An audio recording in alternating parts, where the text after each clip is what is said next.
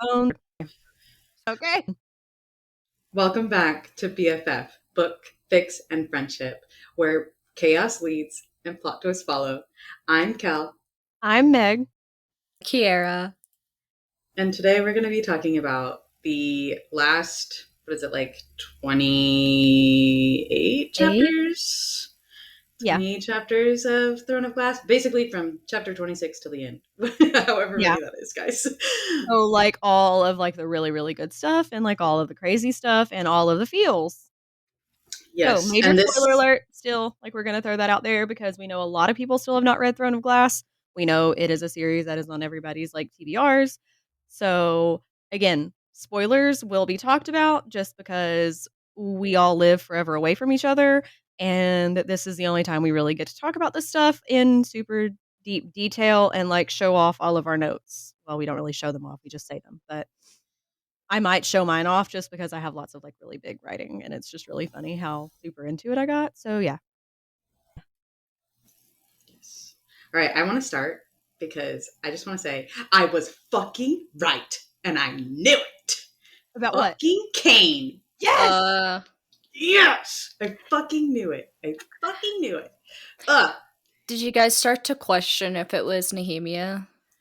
not Nehemia, but I did question the Beltane Duke and the Duke. Parrington, Yeah, they were like my two main things. because because of the ring and like Kale noticing that he was like weird um at the dinner or Like whatever. his eyes Yes, flashing. and Yeah. like him like going in and out. Yeah, so I thought that maybe it was Duke Parrington and that like he was controlling Kane and making Kane do this, which technically is still not rolled out. But I do think Kane like knew what he was doing. And then when you got to the book where she read that excerpt about the I can't remember the name of the thing now. The The word The mark. Walking Dead Yeah, book? the Walking Dead book Yeah, where yeah, yeah. was that the one that ended up on the table without her realizing like that? Or Yes. yeah. Yeah. So She was like, I didn't get this book. what's the name of the creature? Oh, Ritterak. Ritterak. I wanted to say Rincor, which I think is from a whole different book series. Um, but yeah, the Hold on, I Ritterak. gotta look that up now. Hold on. I'll Google while you talk. So when she found out about that, and like obviously that book was somewhere accessible in this library, that's when I really started to think that Duke Parrington was behind it, which technically also was correct. But I thought Duke Parrington was behind it because Kane would not have had access to that book by himself, right? Like someone had to Right. have found that and wanted him to like read it or wanted him to know about that. And then I kind of figured that like one, it's not very much in Nehemiah's nature, and two, like she's I think the connection between her and Selena was too genuine for her to really be like playing the long game like that. But I did like kind of know that when she started speaking and she told Selena that like you're as stupid as the rest of your court friends or something like that, Yeah. like I knew that she was kind of playing dumb for the purposes of um like appearances at court, which makes sense to me because like she's really like helping this rebellion in Islay and like doesn't want the king and stuff here to know. She doesn't The want other thing that anybody I to know. Yeah, the other thing I was going to say is that I think Caltaine is going to become even more significant because they gave her a last name. Like like in the True. beginning, in the first 25 chapters, you just know her as Caltaine and you don't know the last name. And then like they address her full name towards the end of this, which I mean is obviously kind of like a indicator that they're at least somewhat of a significant character because at least in my opinion, that last name has to come in context somewhere. Like maybe Right. her family is important or like something like that, right? And then also, I do really feel kind of for her because like she thought that she was playing this game of like seducing the Duke in order to get to Dorian, and then it turns out that like the Duke has been using her the whole time and like experimenting on her, which I knew that the headaches were related to something. I just thought that Right. like maybe she had dormant magic and you were going to find out that like she came from a line of witches or something like that, and that like these portals being open for the sacrifices, that's when she was like getting the headaches because like she's more susceptible to that kind of thing. I also pretty much figured out when Selena saw the symbols underneath her bed in her room, I figured that they were put there for protection, and I figured that it was from Nehemia See, I before So didn't. this. the That one got marked as a plot twist for me because I was like, "What?"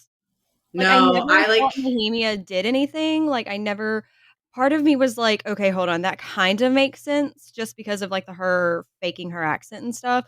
I was like, "Okay, that kind of makes sense," but then, like, I was thinking about it and, like, I don't I was like, Selena, like, you're wrong, like, fucking stop." Like, "Ah." my thought process on it was there's like always a guard around Selena's room. Even when she's not really in there, there's guards in the hallway and stuff. So like random people aren't just getting let into her room. And the people that you know that she's let into her room are Dorian, Kale, and Nehemia. And the only other way for someone to get into her room, obviously, like sans magic and being able to like teleport in there or whatever, right, would be the secret passageway, which she blocked off, right? So like things couldn't come through there. And so for me, it was like, okay, your options are your options are Dorian, Kale, or Nehemia. And I was like, obviously it's not Dorian and it's not Kale. And so then I But was like, okay. but see, like, the only reason I didn't think about that was because she does spend so much time outside of her room that her guards are with her. Yeah, but I Like, think they say like they work in pairs of two. So like two are with her and two are like in the hallway. well, when she went to the ball, which can I just say I freaking love Philippa. I Like, know. I love her. Just don't tell them I helped you whenever you get dragged back here. Like, I Yeah, yeah, didn't do yeah. anything. Like, this was not me. I knew nothing, like, whatever. And I was like but there were, like, 3 of them that went with her. Like, it was Yeah. Ress. And can I just I talk love oh Rez. my god, Ress was adorable. Like, So "You sweet. look lovely." I was just like, "Aw, He's such a So cutie cute. that pie. was I so love him. sweet." Also, totally relate to Dorian being like, "Oh, I should go, but I'm nervous." Like, like Hold on. Okay, speaking of Dorian, just because I have to get this out of the way. Can we talk about the whole bracing the arm on the wall? Where I yes. was just like I highlighted that too. I was like, "Ooh, he's pulling out all the stops." I was Like too, he and he even says he knows. was like, and he did the oldest, most shameless trick in the book. I was like, at least he fucking knows, Yes. like, and he like Yeah. is acknowledging that, and like, I I literally wrote in my notes. I said the arm braced on the wall thing works every damn time. BRB, yes. cloning. Like, I was just like, I okay, know. that's I was perfect. screaming so much about like all of their like cutesy little like her kissing him on the cheek, their kiss. And then like the way that he like brought it up and like stuff like that was so cute. Oh, I loved I it. also wanna talk about, like, my biggest complaint that I have in these last few chapters, which isn't really a complaint, like, because I know that she did everything purposefully and, like, obviously, like, I trust Sarah J. Maas, even though I know she's probably gonna rip my heart out, like, 500 more times. Um, so many, like, not said things. So many things that get Yes. interrupted in sentences, like, whenever, like, they go to the ball, she talks to Kale about dancing, like, she was like, "Will you dance with me?" And he goes, "With you? No." And I'm just like, "Ah, rude." Dick. Like, I was like, Dick. "Damn, what?" Yeah. And then he brings up Parrington, and I'm like, "Okay, I kinda get it, but I kinda don't." But, like, Yeah. whatever. And he then says he wants to say yes. I'm like, "Okay." And then he goes to say something to him, and, like, Dorian comes up and like, interrupts it, and I'm just like, "But what was she gonna say to Kale?" And then Kale that same thing happens to Kale. I'm like, "What was he gonna say to her?" When I Yeah. loved whenever okay, so many things. First of all, the headache thing. Whenever one of my friends was reading this, she kept being like, "What's going on with those headaches?"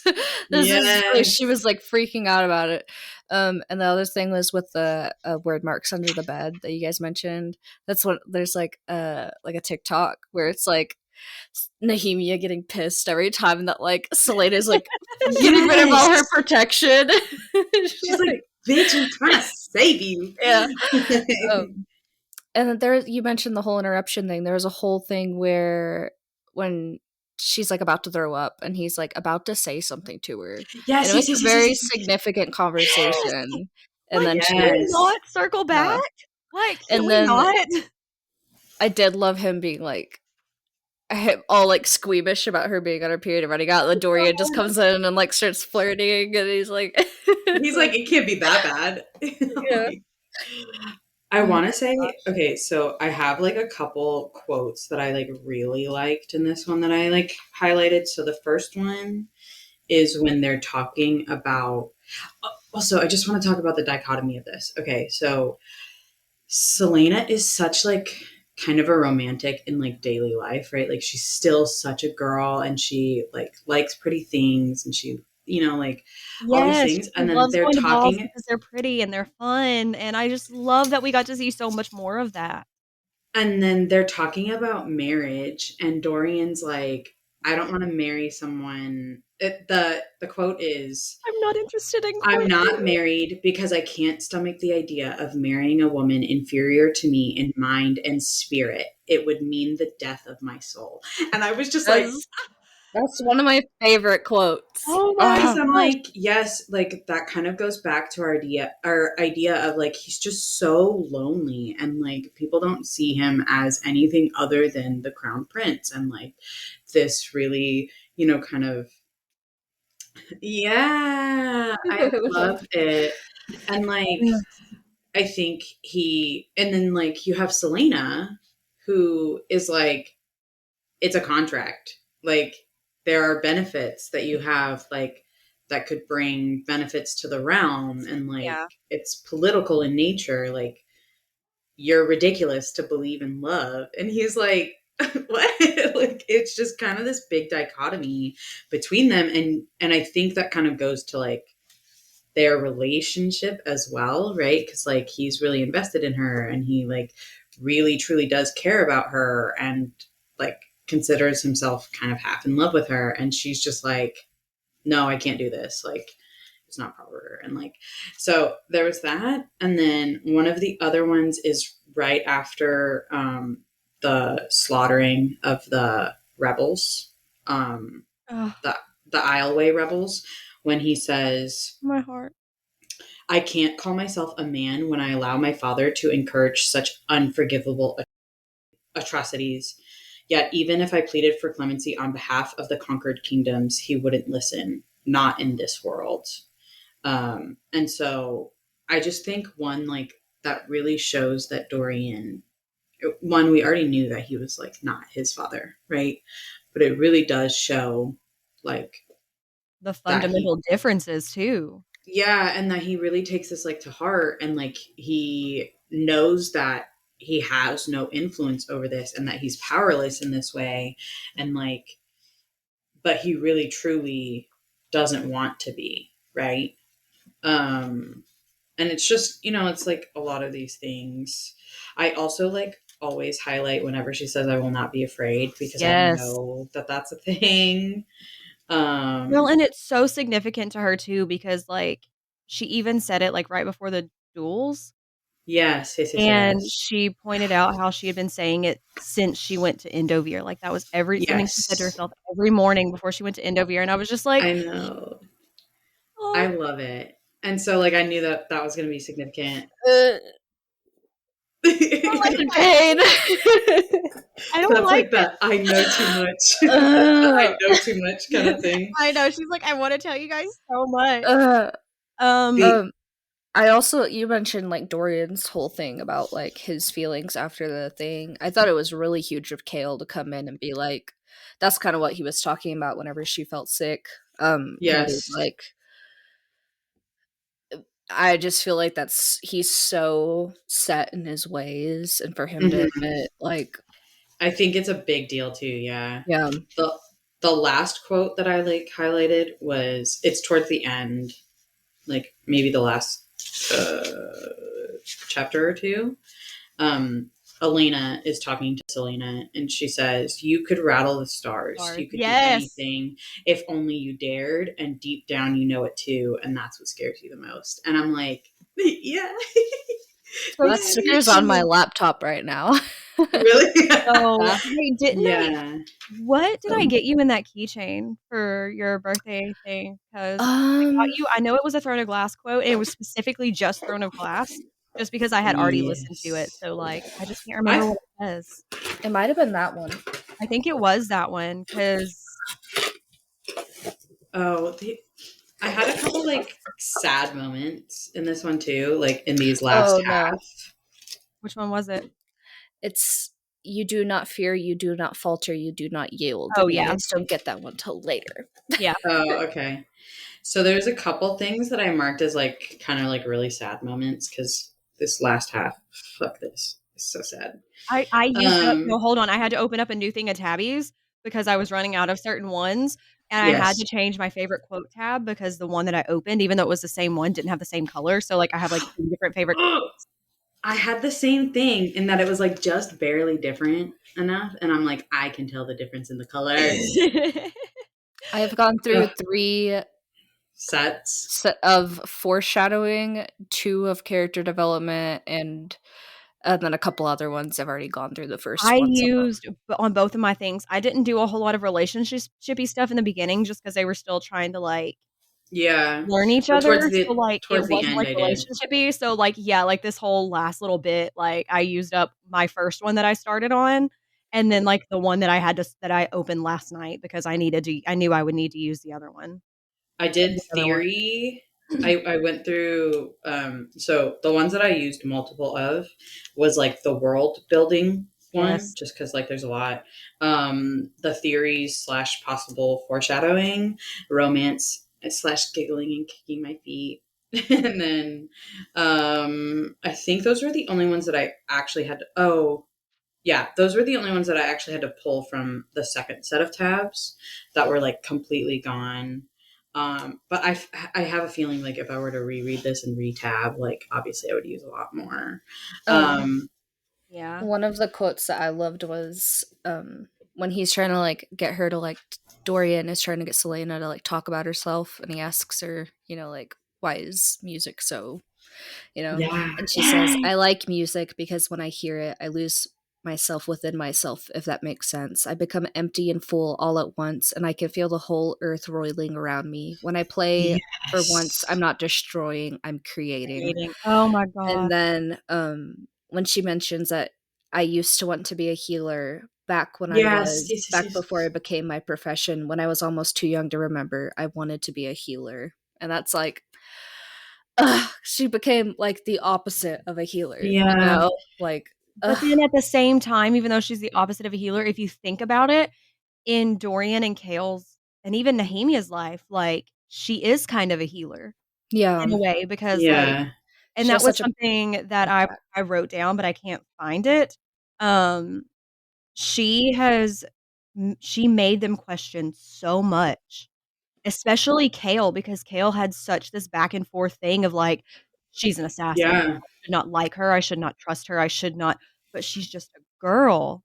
But I like the like parallel. Oh, We lost Kira. sorry. I do wanna say that, like, I don't know, I love that was it this little bit? No, it was last little bit where she got to play detective, wasn't it? No, that was this one. That was No, in it this was. It is this one. Yeah, yeah, that was this read. I love that. I yeah, love it so much because I think that and he did it without thinking. yeah. Like Let he her just brought her come along. without thinking, like, he did not even think about it, but, like, he did not realize how helpful she could have been, and, like, she proved so much with her insight, like, there's no blood in these marks, there's no blood here, there's no blood there, but, like The She cracks in his observed nails so and much. Yeah, yeah, yeah.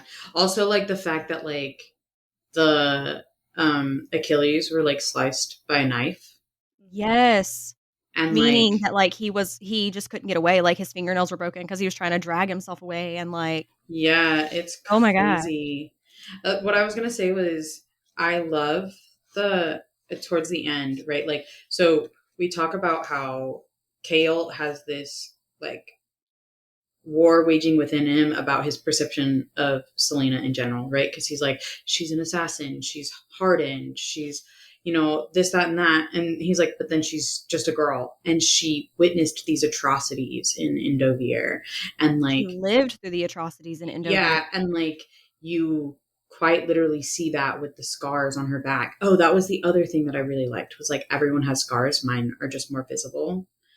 Um Yes. so like those things, he's like warring through that, and then towards the end, we also see like that he's warring with this idea that she like witnessed these atrocities, but she's still able to laugh and she's still able to like enjoy life now. Yep. And especially at the end, like after he kills Cain, and like he's warring with this idea himself of like what he's just done and like how horrible that is. He thinks about Selena still being able to laugh, and you know, says that like she gives him hope that it won't be like this forever and that he'll like move forward and still be a whole person.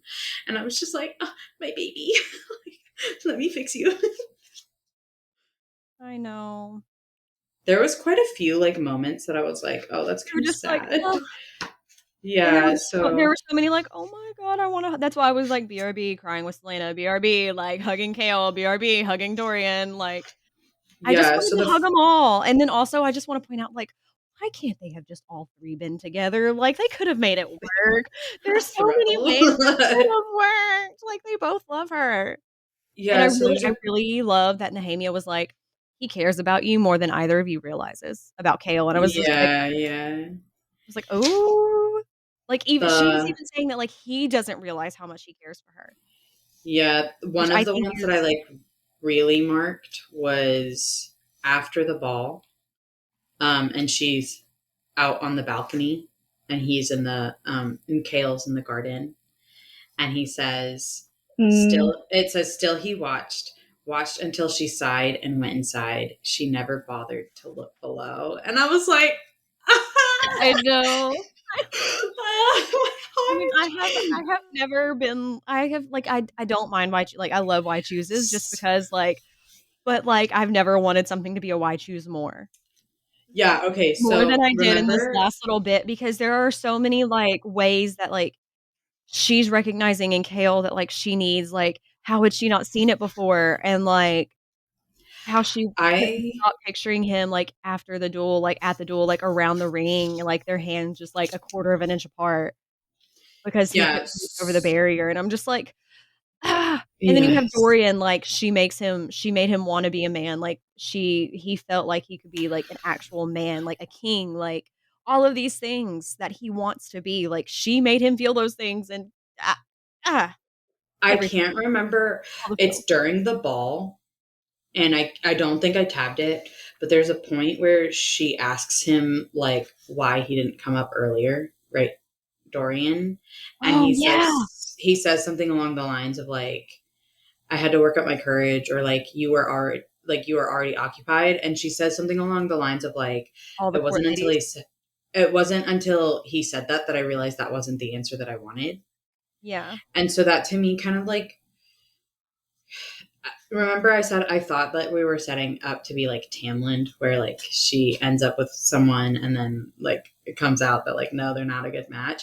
I think that you set up for her and Dorian to be this match, but the problem is like they're fundamentally kind of different, and they just are a little bit too far apart in that, because I think while she makes Dorian want to be a man and want to be a king and like stand in that power, Selena wants someone who's already standing in that power and already confident enough and like already established. So I think in the second book, it's gonna, or like further in the series, it's gonna end up with her and Kale getting together.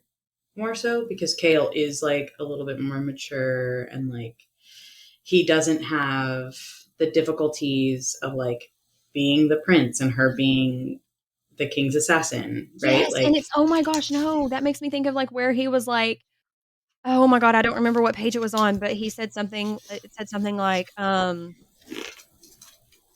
he didn't understand why her putting the emphasis on Prince it was the very freaking end. yes, yes, It yes, was yes, the yes, end yes. when hold on, I wanna find it because I wanna read it. Not the acknowledgments, although the acknowledgments were really cool to read. Okay, she Yes. looked at okay, wait, no, not that. Right before that hold on, I won't help you. I'm trying to find it so I can tell you what page too. Yeah, I know, but it's like 'cause oh, it was when they're celebrating, hold on. When they're celebrating. Um, the captain stood closer to her than he needed to. Let's see. So it was right before that. It was right before the dream with Elena. Um,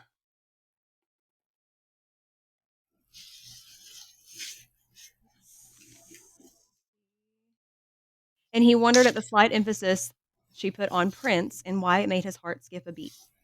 Oh, yes. Because she had said, "I'm the king's champion. Surely you realize how inappropriate it would be for me to have a relationship with a prince." Like, Yes. Yeah.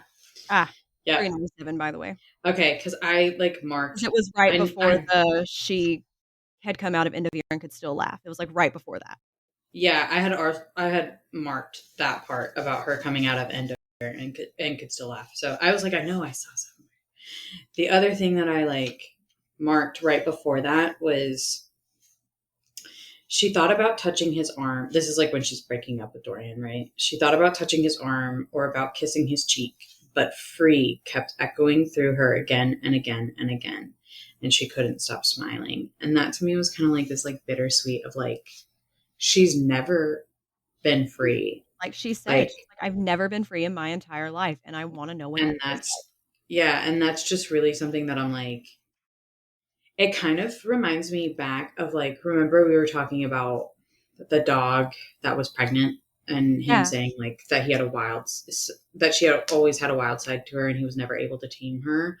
Like Dorian thinks about these things as taming and he doesn't think about like how it truly feels to be free. And I think that that's such a big distinction and like a hurdle that him and Selena just would never be able to get over because she is really this like hyper independent kind of person yeah, and he's tied to these ways whether he realizes it or not, right? Like his hands are tied in terms of what he can do because of his father as king and like how his father rules as king and like he has to toe this very specific line and Selena's never going to be the person that toes the line, right? Like right.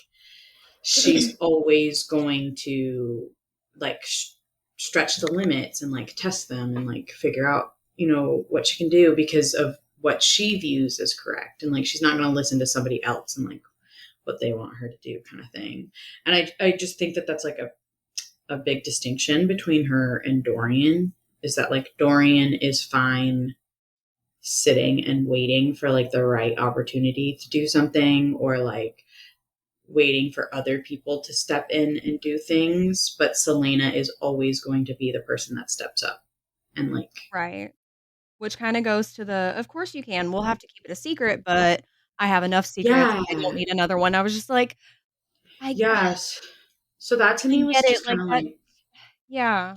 It's heartbreaking just because, like, Dorian does have all of these big feelings for her, and he does see her and he always hasn't always, but longer than Kale has, seen her as more than just an assassin and more than just somebody who's competing to be his father's champion, but or really his champion because he picked her, but regardless, he is yeah, starting to get to that place that Selena needs him to be, but as long as his father is doing what he's doing and is in the position that he's in, Selena won't ever be able to look at him differently, and that even showed yeah, the night of the ball whenever, like, they finally kissed, like, and it hit, like, yeah, that "Why like am who I he why am I kissing is. him?" Like, "Oh my god, why am Yeah, I doing that?" and it kind of shocked her. And I was just like, oh, but I get it. Like, I do his think that they'll family, remain like good friends. I think that they'll yeah, like continue that through the series. I just think it's one of those scenarios. It's like the definition of like right person, wrong time, or like, kind of thing. Because yeah, I think he has the potential to be the man that she needs and like the man that she wants. But I think he he's not needs to be there yet. really pushed to that point, and like Selena doesn't want to have to push him, which I Right. completely understand, right? Like you just want him to already be what you need kind of thing. And so I think it'll push towards her and Kale, kind of getting together, because there is no like needing to keep it a secret type thing. And also the other thing about that like statement was like I think Dorian didn't realize the weight of that request. Like he was like, "Oh, we Yeah. can keep it a secret, no big deal." Yeah. And Selena is like, "I don't want to have to keep it a secret. Like I don't want to have to do these things. Like if it's right, then it should just be right," and kind of thing. And Right. so like I don't think Dorian is like intending for it to come off the way that it does to her, right? But I think it's also just kind of showing that like he doesn't understand the position that she's in, and he will never kind of really understand that position because he's always lived this really privileged life. Yeah. And even though he like understands the atrocities that have happened, like he's never witnessed it. And Yeah. like He gets it he academically, Lived it. but yeah, yeah. And so like especially because we learn about her parents. kind Oh, of, so but yeah. sad. So sad. Oh my gosh. But like, On that note, yes, go ahead. you can finish your thought. I was just like, on that note, I've got something to say about the past thing because Yeah, so like you learn about these, and it's just very different the like response that you get from Kale versus Dorian regarding that, I think. Like, yeah. because Dorian wanted to know about her past, but then I think he like realizes that like, oh shit, like she's really got some major stuff in there. Yeah. And like And it's Kale his on the father's fault. and Kale on the other hand kind of knew because of like her talking about Arrow being with him and stuff like that, like kind of knew that she had gone through like really tough things, right? And I don't know, it just feels like Kale and her connect kind of more sincerely on that note. Not necessarily that Kale like went through anything similar, right? But he like has always understood that like her upbringing wasn't like a good one, right? Right. So he kind of knew that there was something that was like really hidden about it. And I think there's just, I don't know, like a different form of sincerity that comes out of that. Whereas Dorian's like, oh, I didn't realize it was that bad. Kale's like, man, dude, that sucked. And like, and in a good way, you know? and like Kiara said, like all of this is done by the hands of his dad. Like his Yeah. father did this stuff and like now he's kind of seeing somebody who is forever going to be a reminder of that in a Yeah. Yeah. way. And like we were saying, like his intentions are good and like he is starting to become like that person. Like he did finally start standing up to his dad. Like I don't want anything to happen to Kale because I think he did the right thing. And he was like, Yeah. "You think an assassin," his dad was like, "You think an assassin's life is worth more than a soldier's?" And he was like, "No, but I don't think there's any honor in trying to stab her in the back after she had won." Yeah. Like, I wouldn't want anybody like that in our army anyway. Anybody who's going to do that, especially hold on, first of all, can we talk about the fact of after the duel when Dorian was so worried about Selena, he had glanced over at Nehemia or Mm-hmm. somebody, and, like, right after that, it said, "And in doing so, he missed the look shared between his father and the Duke," and that was when Yes. Cain moved. Like, so Yes. hold on, the king knows more, and obviously the king knows more than anybody knows because it said so at the end, like, he knew of word marks. Mm-hmm. So, like Well, like he's the one that like okay, so the way that I interpreted the end was that he's the one that like told Duke Parrington to like look into this and like test right, out these abilities because they talk about basically like the mind control that Caltaine was Yeah, under, and and the how physical control that Cain was under, and they were talking about, like, Mhm. merging them. Yeah, and they were talking about like what the side effects were and kind of like that thing, and then they talked about like the benefits of the Ritterak and like the power that Cain embodied like after the champion's kills and stuff like that. Right. Um, so this to me was like, oh, this was all like sanctioned by the king, right? And like he's the one that gave these instructions, and that like I have a feeling that whatever trip that he went on was like to discover more I'll just about say, don't we this. think it's so weird that he came back alone without like anybody? No And Yes, yes, joke. yes. yeah, And Yeah. even Kale was like, "Hold on, that's weird that, like, yeah, literally like why won't he everybody tell died." me? I also Yeah, wanna Yeah. point out that I did mark down uh, the king the cauldron the king journeyed to stir or something like that. I was like, "Okay, Sarah, Yes. what?" Yeah. So Like,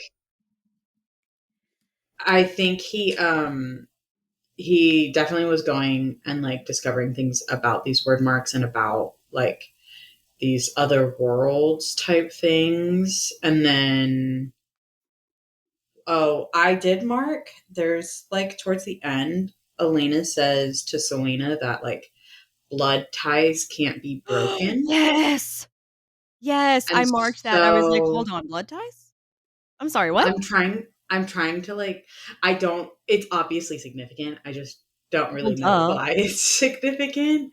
And the only thing that I can think of is like if Selena is part Fae in some way, because like they talk about magic and that magic left, and like obviously we kind of know the idea is that Selena is the um or at least the medium that magic is probably going to come back. That's our theory, right?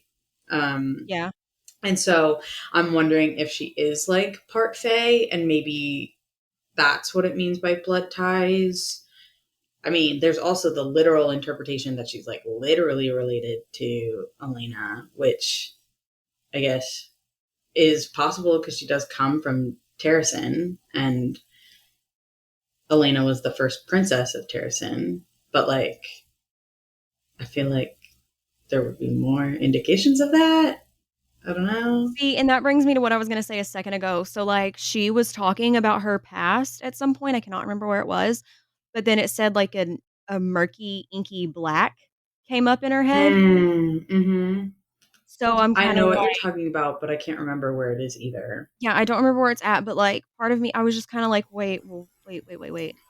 So there's maybe there's, like, a block that was put on her by somebody Yeah. for her to, like, not remember this because of what was going on, with the king, like, because the king was banishing magic, so, like, maybe that was done in a way to protect her I in a also kind of certain thought that way? it could be like that it was a very traumatic event, and like that kind of like Like, her brain just did we it? do, yeah, like her brain stored those memories away, and that like she is going to slowly remember them, and then it is going to come up like very significant, for this purpose, right? But yeah, so that was something very significant. And then the other thing that I marked as really significant was Nehemiah giving her another name. Yes, Alintia, the spirit that can't be broken. I was just like, Uh, that's and that yeah. oh that so whole part. I love how I called see, I did not call Nehemia being the one putting the protection word marks under her bed. I didn't call that. I don't know why. Like I said, I don't know why I didn't think of it because everything you said made perfect sense. But like at this point, I was super caught up in like the love triangle thing that was happening. Yes, Um, yes, yes. so like I was not thinking very pragmatically about that in that moment. But like I did call her being magic Hmm. because like literally I was like, is she magic? Is she magic? Because like Well, like especially she kept after saying the she didn't know about word confrontation. marks, Yes. but then to like stay away from them, and I'm like, you know something. Like, you you know so you well, know but the something. thing is also, like, she may not personally know anything about word marks, but, like, the things that she does know may not be very good. So, like, just it's kinda like Knox, like, when Selena was telling Knox things, Yeah, like yeah, yeah. which also, I'm so sad he left. I loved No, I'm Knox. so happy. I'm I'm so happy he left, happy. don't get me Like, wrong, I'm happy he left, but, like, I loved Knox. I know, but like, I'm glad that she didn't have to kill him, And and I'm glad that he's like, so smart, though, like, he pieced everything together. He was like, "Little did I know that blonde girl was gonna be queen of the underworld." I was like, "Oh my yeah. god, I But love I you." love that like he left. He listened to her, right? Like he was He did like, not "Thank you. You didn't ever have to question tell her. me." Yeah, and like I love that she didn't have to kill him. I love that like he wasn't killed by the Ritterak or by Kane, right? Like I love that he's alive and could be out there somewhere. Like come back, please. He's like, "Come back." Like, I really hope that we get, like, we get to Yeah, see him later on, like, they just kinda, like, run into each other kinda thing because that would be really cool. yeah. Um, but no, like, and the Kane knowing about her past, that whole, like, in between thing was so freaking cool. And which I've read it before and, like, I listened to it in graphic audio, so, like, I had, like, a lot more, like, for me whenever I listened to it, so, like, Hmm. I kept getting, like as I was reading, like, things were still coming to me, but, like, I didn't know if I was remembering it incorrectly or not, so, like, I was still shocked as whenever it was Kane because I was like, "I remember this now," like, now that I read it and Yeah, now that it's yeah. confirmed, I was like, "Oh my god, it was." And, like, now I remember, like, because I wrote down, um, the clock tower because I was like, "Why is the clock tower so significant?" Whenever Kaltain was Also, looking at it, and I was like, "Oh, that's why it's significant." The clock tower yeah. is Also, that's where Elena comes from. That's where they're at. yeah. The other thing is, I said earlier in our last episode that I thought that Selena was going to wield Damaris, and I was right. You did, you called it. I loved that, Yes. and I really love how she misinterpreted, "Look to your right, the answer will be on your right," Yeah, yeah, yeah. and then the poisons test happened, and, like, Paylor, like, She was helped like, her, yeah, yeah, and yeah. then, like, she goes down and, like, the Ritterak thing, and Yes. she was like, "The answer will be on your right." I was like, "Girl, you totally misinterpreted that." I mean, like, it worked out in your favor, but, like, Yeah, yeah, yeah. I also think that there's something to be said about like the strength of Selena. Because Nehemia says like that she would have died much earlier if it wasn't for Nehemia's protection and like Yeah. banishing of the Ritteraks, which right? I I love thought when was she's really like, "How many cool. times did you save me from, You don't even And wanna she's she's know. like, "You like, don't wanna know." Well, if yeah, you like listen to if I'm you're like, time, on the you sleep don't wanna tonight, no. know. Yeah. But that And says a lot then about her as a character, though, so I really hope we get more Nehemia, but I think it'll be a while because she said, "I think you know that you must travel the rest like, this road that you're on now on your own." yeah, the other thing that I was gonna say too was like when she is dueling Kane and she's on the Bloodbane, is that Yeah, the it was name? Bloodbane when she was Bloodbane. poisoned, yeah. Okay. Um, The one that she and missed, by she's the way. seeing, yeah, and she's seeing all of these like demons and creatures and whatever like coming for her. Um, I think even Nehemia says something about like, oh no, it's Elena, I think that says something about like the sheer number that were like attracted to her. And that like maybe it wasn't because of a portal that Kane opened, but they could have just been there and they are attracted to like power and like what they see as like an easy kill, right? And I think that it was just like very significant that so many things were there for Selena. Um and also obviously that Elena like answered the call for help and like was like, look um, it. there were a couple things I wanted to mention. Oh, bump that. So the mark on her forehead, Yes, okay? I was just about There's to a bring that up. spot in chapter 23 where whenever they first go to the clock tower and she looks at all the words, she's like, "What are these things?" And then it Word says marks, yeah. Nehemia looked up at her forehead and like stared between her brows and then like looked at it Yes. again. The And then other thing about that, sorry, going back to the memories thing, one of my possibilities is that that word mark is connected to that like block in her memories. Ooh, yeah. Yeah. Okay, and continue. then oh, you're fine. And then I loved when Dorian sees the amulet she's wearing and is like, Hold and he on. like starts spitting out some lore, you know, and she's like, "Oh, how is he catching on to this so fast?" Like, oh, He's that like, was God damn it, interesting. he's smart. Yeah, Like, it's legitimate. Her reaction, That she's yeah, like, damn it. and Like, why that does he yeah, have to be so shows smart? that just kind of shows like how much she doesn't really know Dorian in a way because like and there's one thing that it does point out like Dorian is many things but he's not stupid. Yes, yeah. And I think she just kind of forgets, like, how academic he actually is. Like, if there's one thing that Dorian loves is it's reading and learning things. And, And like, like of course he history, wants yeah. to learn about his history and, like, his town like, his place's history and stuff like that. So, it makes sense that he would recognize the amulet, I and would it makes say, sense that he like, would question it because, like he said, it's been lost for centuries. yeah, I would say When in even further reality, it than was that. just underneath the castle in the tomb with Elena, like, it really wasn't lost, guys, you just didn't look. Yeah. I would say even further than that. It's not even necessarily what I would say is like about him wanting to learn about that history, right? But he is the crown prince and this is his royal family.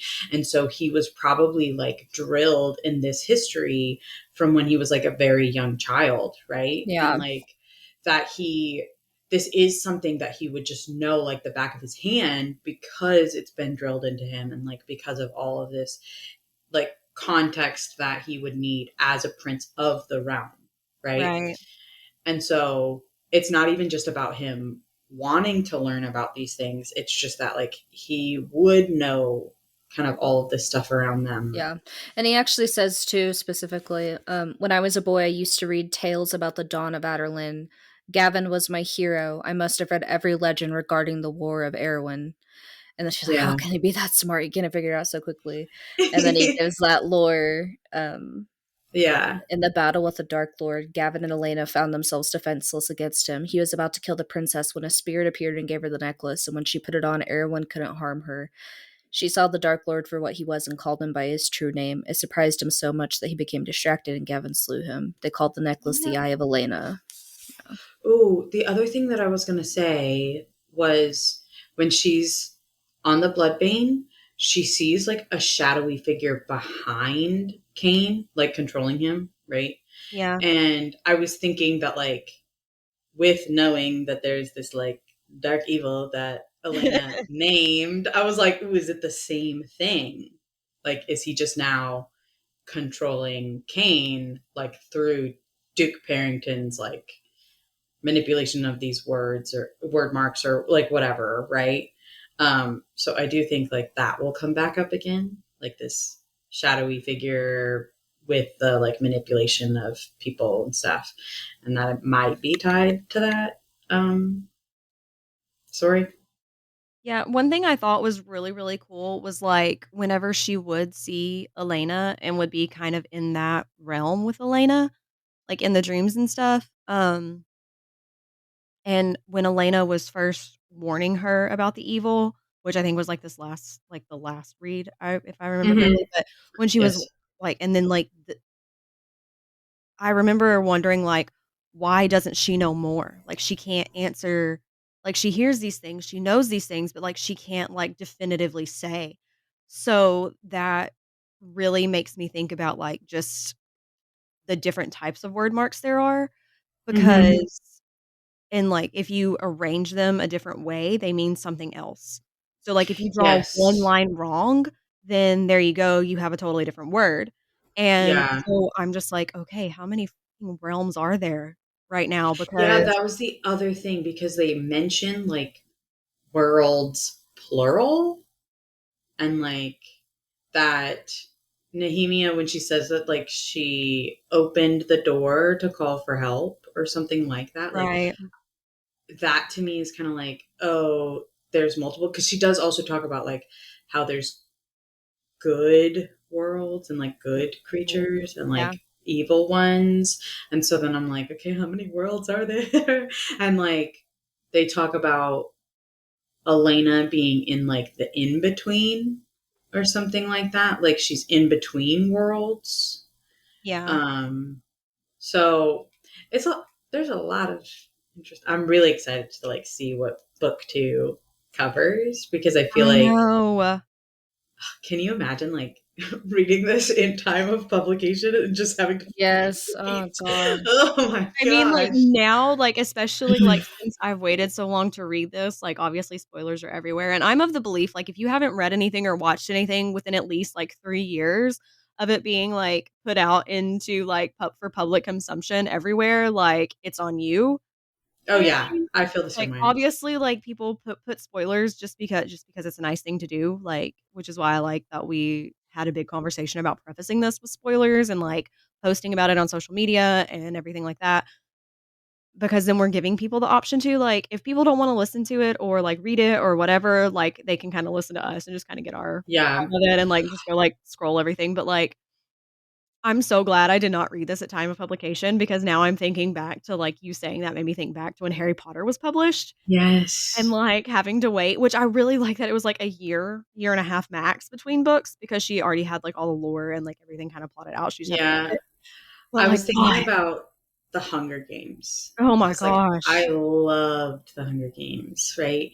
And like reading and especially like the way that the each book of the Hunger Games ends, like just having to fucking wait for that was torture. And like this one, what I would say is like what's nice about this first one is it does kind of end on a note that's like still it wraps up really well. It's not like a super cliffhanger, Yeah, right? this one I was thinking The about hook that. is I really, was really like, oh, good. everything kind of ends Pretty nice. well. Yeah, Yeah. like you have nothing. I mean, like obviously it alludes to a second book and like more adventures coming, but there's nothing that you're like on the edge of your seat like I have to Yeah. answer right now. But I Okay, have a except feeling for that us. as you get Except for yeah, us, yeah, yeah. because, like, we're just like, "Okay, I can't, like, this can't be it." Yeah.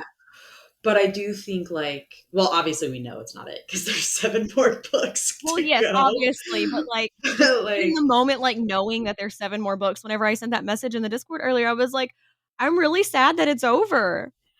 Like, yeah, I really am, because this was such a good introduction to this world. I feel like when we get to like maybe Tower of Dawn, that's the fifth one, right? No, is that six? I don't know. I mean, Hold on, it's Tower of listed Dawn would be seventh six. Yeah, seventh if you because count AB. Assassin's Blade. Yeah. Yeah, so but like six in just the like TOG through Kingdom of Yeah. Ash.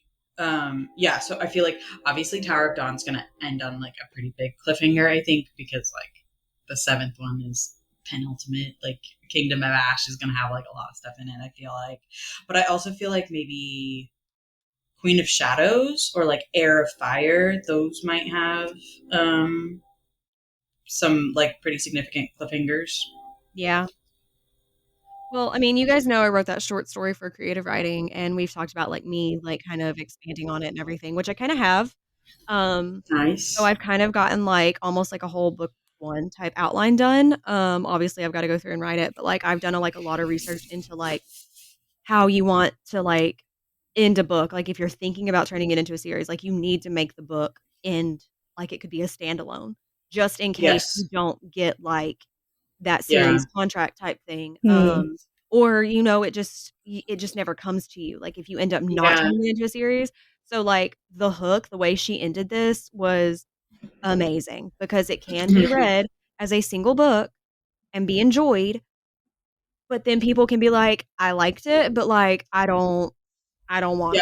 You know Yes. what I mean? And not be missing anything super key, really. Like, there are questions that aren't answered, yeah, but, like, you get that in books. This I is mean, also kind of like a prime book that like would have been perfect for like fan fiction to be written about after, like while you were waiting for the second book. yes. Now I Because wanna go to Archive of Our Own after we're done and start yeah, being I like, know. "Crown of Glass But Um, like King more." I wanted to show you guys my so Crown of Midnight is the next book. Yeah, okay. yeah. And my like this one, I don't know if I can show it well. It's the Eye of Elena on Oh, there, and then the back of it has the spirit that could not be broken, which is what she said Alentia I means. love And then that. like this also says like spirit that could not be broken on it. And then there's like the tomb. Oh, with I I love love this. that. yeah, I love yeah, that with the sword. I love it. yeah, It's so Yes. pretty. Oh, So pretty. And it's purple and blue and I shiny. love it.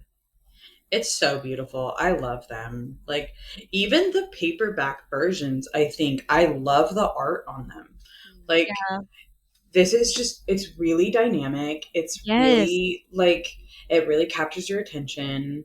I and love it's the like different from all the like I don't know, yeah. romantasy stuff that's like currently out on everything with like I the I Yeah. do also want to say that for this being like her debut, author debut book, right? Um, Mhm. it being 55 chapters was strange because Yeah. typically like you get like 30, 32-ish max for a debut romantasy Yeah. book. And, like, I really wanna know the word count on it because it's gotta be insane. Like, I know some chapters are really short, like, especially the last couple, like, wrapping up the book are, like, Mhm. really short. But, like, there were some chapters in there I was like, "God, when's this gonna end? Like, hold on. Yeah. There's a lot that Also, happens here." I know that she started writing this at 16 and so like a lot of people are like, "Oh, don't look too deeply into the writing," right? But what I'll say is like I don't think, at least for me, that the writing really detracted from the story that you're sucked into. Like yeah, there are times where like the writing really impacts the story and you're like, "Ooh, I can't really get into yeah, this," kind of thing. But like even knowing that she was like younger when she started writing this and she just like wasn't as versed in it, like I still think that it's very enjoyable. I don't think, like, especially if this is like your first introduction to Sarah J Maas in general, right? Like if you've never read akatar or the Crescent City series, right? Like if yeah, you're truly starting with Throne of Glass, I think you will have no problems with this, yeah. right? Because Oh, like no, you it have was no such an easy read. I always yeah. reflect on like the first time I read this because I had no context. I didn't know who Sarah J. Maas was. I didn't know what Akatar was. I just picked up this series. I didn't know it was even supposed to be like magic-y. Like I was just so blind, like head empty, and it's so weird looking back on that. Like, Really just no thoughts, just vibes. yeah, yeah. Literally, like, I I really was like the convinced it cover. was Nehemia, like who was like I didn't even like think it was Kane for some reason. Like everything was just like, oh, because I like wasn't thinking about it like I am now, like looking for everything, and I was gonna say, I it's do think like we kind of have a benefit of like we're analyzing this to talk about on the podcast. So you are picking up on more of these things because you're yeah, looking for those things, right? Like you're really Right. yeah, looking kind of in detail with it. But like typically the way that I read, I'm a big mood reader and I Same, speed read a ton of things. So same. like I will sit there and I will just devour a book because I'm really liking the storyline. I'm really getting sucked into it. And like then some of these things do come up like and shock me because I'm just so caught up in the storyline that I'm not looking at the details kind of thing, right? Right. So then I'm not picking up on some of these clues, but because we are like analyzing it to talk about on the pod and that we're like looking for things to do this with, I do think like I do pick up on more things and like I do have a habit of like kind of knowing the plot twists before they happen because I'm like, I think this is gonna happen, or like I see a line and I'm like, ooh, that's suspicious. Like, why would you put that there, kind of thing, right? And like, it's pretty rare that you like truly catch me off guard and that I'm like, like the last one that did that to me was literally Phantasma, Mhm. and it Yeah, I've was heard one of really good things those. about that. Oh, it's so good. It's so good. I saw Oh, there. Is there like a sequel coming this year? it's not really a sequel because so Phantasma is standalone. Like you can read that and you can just be done. The second book is it's kind of like those like hockey romances where like each story is its own story, but then like maybe you Like kind have of in like this, In the snippets of same like world, yeah. them and the other ones yeah. because the second book is about her sister. Okay. So Phantasma is about her. The second book is about her sister. And Phantasma, I shared the like character art for Blackwell, the male main character, and he gives me very like Draco vibes and like very Draco in the way that he like kind of interacts a little bit. Um I think we're just keyed in for like Draco-esque characters at no, this literally point. I Like I feel well cuz like honestly, I like read character descriptions and then I forget them. I'm going to be real with you. Like unless they're kind of like unless they really stick out to me and the thing about like Blackwell is he's kind of described, but like not really, right? Um, so I went and looked at like character art just in general because I wanted to see just kind of like what I was looking at, right? And I was also looking up the sequel because I wanted to see what the sequel was about, and then the character art was there with it, and I was Mhm. like, oh, and I saw Blackwell first, and I was like, oh, that's looking very similar. And then I was like, oh, let me look at Ophelia is Yeah. the female main character. And I was like, let me look at her. I was like, is she Hermione? Like, Like, can I is, make this match is, right now? is this Hermione? Like, and I didn't know about it, but no, she's a little bit different. But like one of the things I was having a hard time kind of understanding, and I think this is just me, was like the description of the clothing felt very like Victorian-esque, but like the setting of the story is kind of modern day, at least. Like there's nothing that Hints at puts it Victorian. in yeah, like puts it in Yeah. Victorian, but like she's talking about like corsets and like her dresses and like how long they are and like how she can't run in them and kind of things like that. And like I was just kind of like, huh? Yeah. And I just like but like for me that's I know a lot of people will be like, oh, it's a really big deal if I can't like picture the setting or I can't like do this. And I'm just like, nah, I get the vibes. I'm good. Like Right. let's move on. And so that is one of the things that I looked up because I was like, oh, what does she like look like? And it's just kind of it reminds me of like there's like a subset of goth that does like those kind of like really Victorian style kind of dresses and Yeah. stuff still. And it just kind of reminds me of that, which I think when you give the context that they're like in New Orleans and they're supposed to be kind of like voodoo witchy type Yeah. vibes, like I Yeah. think then that Yeah, makes more it sense. tracks. Like, think like Coven, American Horror Story type stuff. Yeah. So like stuff like that. So I was just kind of looking at it and I was like, oh, like okay, interesting. But I loved that one. I loved the twist. I think there's enough kind of like distractions that like you're kind of like going down other rabbit holes and you're not necessarily like coming up with that twist, kind of thing. And so I do think like for the most part with books, I just see things and then like I ask questions to myself and I'm like, oh, I think this might be what it is, or like, oh, is Yeah. that's in there for a reason, like what could that be? And then like you see something else and you're like, ooh, those two are connected, and like, right. um so I think like even if I wasn't analyzing it as like, minutely for the pod, like I still would have picked up on some of these things and been like, oh, like Yeah, that is definitely just a you thing, and probably not just you, I'm sure there are other readers out there like yeah. that, but, like, I am not that, like, I'll even, like, write something down, like, from a chapter and be like, "What does this even mean?" And then, like, it's mentioned again, and then I'm just like, "What does this even mean?" Like, It's "What?" that ADHD pattern recognition, guys. I Like mean, like, I'm ADHD and I do have pattern recognition, but there were so many things happening that my brain, like, attracted to, like, and attached to, like, figure all these things out, like, the Nehemia thing, I was never fully on board with. At first, it was kinda weird, so I was like, "Okay, she is not who she says she is, like, something's going on with her, but, like, I don't think it's this, but, like, I don't have anything else to, like, point me to it yet." Like, I yeah. can't put her in this, and then, like, everything with Parrington started coming up, and, like, no joke, I wrote down, like, 4 times, "He's a sneaky fucking snake," and even, like, I don't write in my books. I wrote in my book, like, this last little bit, like, I don't write in my books, I write in the notebook. And, like, I was drawing, like, sad faces and stuff, like, next to some of the Dorian stuff, 'cause I Yeah. was in the Kale stuff, I was just like, "Oh, my sweet babies, let me hug Did them," we like Do but we like know how in old Duke Parrington is? no.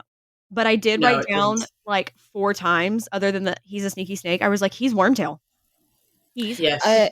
Wormtail. I one of my notes is he is red hair and all men with red hair are evil. I Yes. stand Yes. by that. I've never But Charlie and Bill aren't. I would You gotta actually change agree that. with You like gotta change that. Charlie and Bill aren't. listen. I would Listen. agree with Fred before Charlie and Bill. Because They're not like Okay. evil though. Okay, the I'm not twins just and talking fictional, okay? they are fictional. Charlie and Bill are Oh yeah, I also know men with red hair in my real life, and every single one of them has been evil. So no, because listen, my brother-in-law had red hair and he was one of the greatest people alive. okay, I fine.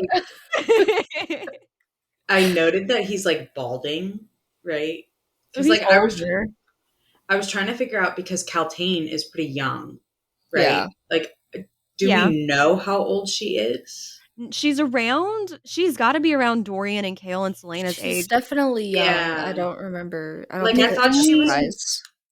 20s, and then I went back to see if we like found out the age of Duke Parrington. I couldn't find it, so I was like, maybe it's in there, and I just don't remember. But it does say that I'm he's like Googling.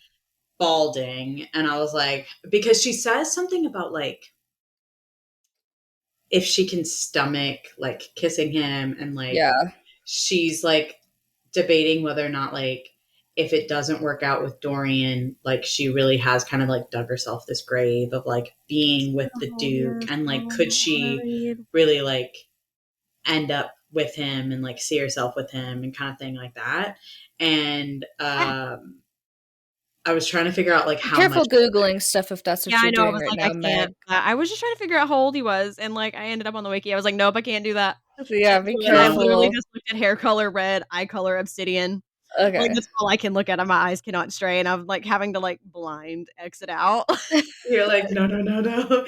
Yeah, because then the other thing too is I wonder if so like towards the end they mention when they're talking about like the mind control on Caltaine and stuff, he says like that she thought that she was playing him to get to Dorian, and like really he's been playing her the whole time. And so I do wonder like Tail. yeah, I wonder how much like they also maybe influenced those thoughts like to really keep her distracted in a way, right? Like to Like really make encouraged her to like want to be with Dorian or something. yeah, like Well, that really encourage this like need to win him, and like and I think possibly they were hoping that like maybe she did succeed, Yeah. and then they could control her and control Dorian.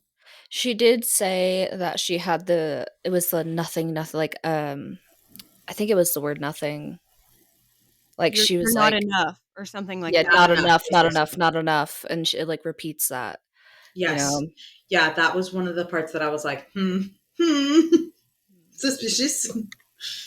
Yeah, but They're overall, loved this. Like, And they just threw her in a dungeon too at the end of that. yeah, yeah, hold on. That's exactly the conversation I was gonna go back to and because that they said that they were gonna like bring her back, right? Like that yeah, they were gonna wait for like the heat to die down, basically, and that they can bring her back when the people don't care anymore, or Yeah. something to that effect. I So, do want to point out that like even the king was kind of thrown off about the word mark on Selena's head. And, like, it literally said, "And if it were, he would find out." But it said, "The king traced a mark on the glass arm of his seat. He was well versed in word marks, but he'd never seen one like hers. He would find out, and if it were an indication of some fell deed or prophecy, he'd have the girl hanging by nightfall." So, like, he knows enough. Like, he obviously knows more than anybody thinks he knows about this stuff. So, well, the way that I like think, what I think happened is like he has kind of like a stash of these like books about the word marks and magic and kind of things like that, like that he talks about burning in like these other kingdoms when he conquers them, right? I think wherever he went to is kind of like where this stash is hidden or something like that, right? And he's using it to like learn more about these things because remember Selena says that like these word marks operate outside of magic. And so Exactly. like he obviously knows quite a bit about it and like he has this ability to find out more information, and I think it makes sense that she didn't really find any information in the library in the castle because like obviously he's not going to keep anything there where like people can readily read it. I think it's like squirreled away somewhere where nobody knows where it's at, and like there's something suspicious going on there. Yeah. Oh, and to go back to your whole, I think that the word mark on her head has something to do with her memories and her block. Like when Nehemia is talking about the word mark on her forehead, she said, "I do not, but I have seen it there before," which goes back to 23 when she Yes. saw it at the clock tower. With the other ones, she says, "It seems to be a part of you," Yeah. which means that it's because it didn't. Nehemia can see it because she knows word marks. She can read word marks. She can recognize them. Nobody else saw it until that whole thing at the duel whenever she went to the in-between because of the bloodbane and Mhm. Elena doing all of this stuff. Well, I don't think it's just that Nehemia knows word marks, but when the She's whole magic. bloodbane, yeah, when the whole bloodbane thing is going on, Nehemia sees everything that's going on because she can Yeah. see like through the veil, I think is what she calls it or something like that. And Selena asks Nehemia if she can see them all the time. And Nehemia says yes. Yeah. And uh, that when Selena was on the bloodbane, that just allowed her to see through it as well. And so I think it does have to do with like, because Nehemia talks about like her bloodline knowing about these word marks and like Yeah. having, so I think it has to do with her ancestry, like the Islewell people, or like at least the Isleway royals, um, like have this power and like And magic. weird that they're being heavily enslaved and eradicated and Yeah, yeah. Yeah. Yeah. Weird. King of Aderlin has no magic, but Elway people are like rebels and all of those fun things. Yeah, so I think like it's very significant. And then also, I love that Selena tells Nehemia everything about like Indovir and everything too. Like I that, know, that made me so happy. I was like, she broke down and told her the truth. Like, she needed to tell somebody. yeah, And, like, Kale and Dorian knew, but Kale and Dorian are Kale and Dorian. yeah. And she knew And that not, they had such a skewed view of her because they knew. And though Dorian was going through all of these things and, like, things with Dorian had already kind of been established at this point, like, she knew that he still only saw a certain part of her and wouldn't ever see her without that, whereas Nehemia did. Nehemia well, got to know not, her for her. yeah, that's what I was going to say. So, like, they are truly friends, right? And Yes. like, they became friends. I mean, technically under the pretense for both of them, right? Like, Nehemia's pretense of like not really knowing anything, and then Selena's pretense of like being this other person, right? But they are truly just friends. And while she has gotten friendly with Kale and with Dorian, there is still this kind of like barrier between them of like, well, he's the prince and I'm one of the conquered people kind of thing, right? And like with Nehemia, there isn't really that power imbalance as much, right? Right. Because like even though she's been friendly with Kale, um, she still doesn't trust him fully, or like knows that he doesn't trust her fully, right? Right. Because when she's after the Ritterak, she talks about the fact that she can't show not Kane, Kale. She can't show Kale where it happened because she's not ready for the test of like him knowing that she has access to a escape route, right? And like how he would react. And that to me is like, oh, I know he still doesn't trust me. Like he's Right. still got this guard up. But like her and Nehemia don't have that. like barrier kind of thing, you know? Yeah, I don't know. The relationship with her and Kale is complicated because, like you said, like, she knows he doesn't really fully trust her, but, like, ultimately, at the end of the day, like, he does, obviously. Because how have we not talked about this? And, like, I'm so glad I get to be the one to bring it up, and, like, I'm gonna show you guys that this was in my notes, but hold on, I gotta find it. Hold on, hold on, hold on. The duel, the duel. Where is it? Where is it? Um,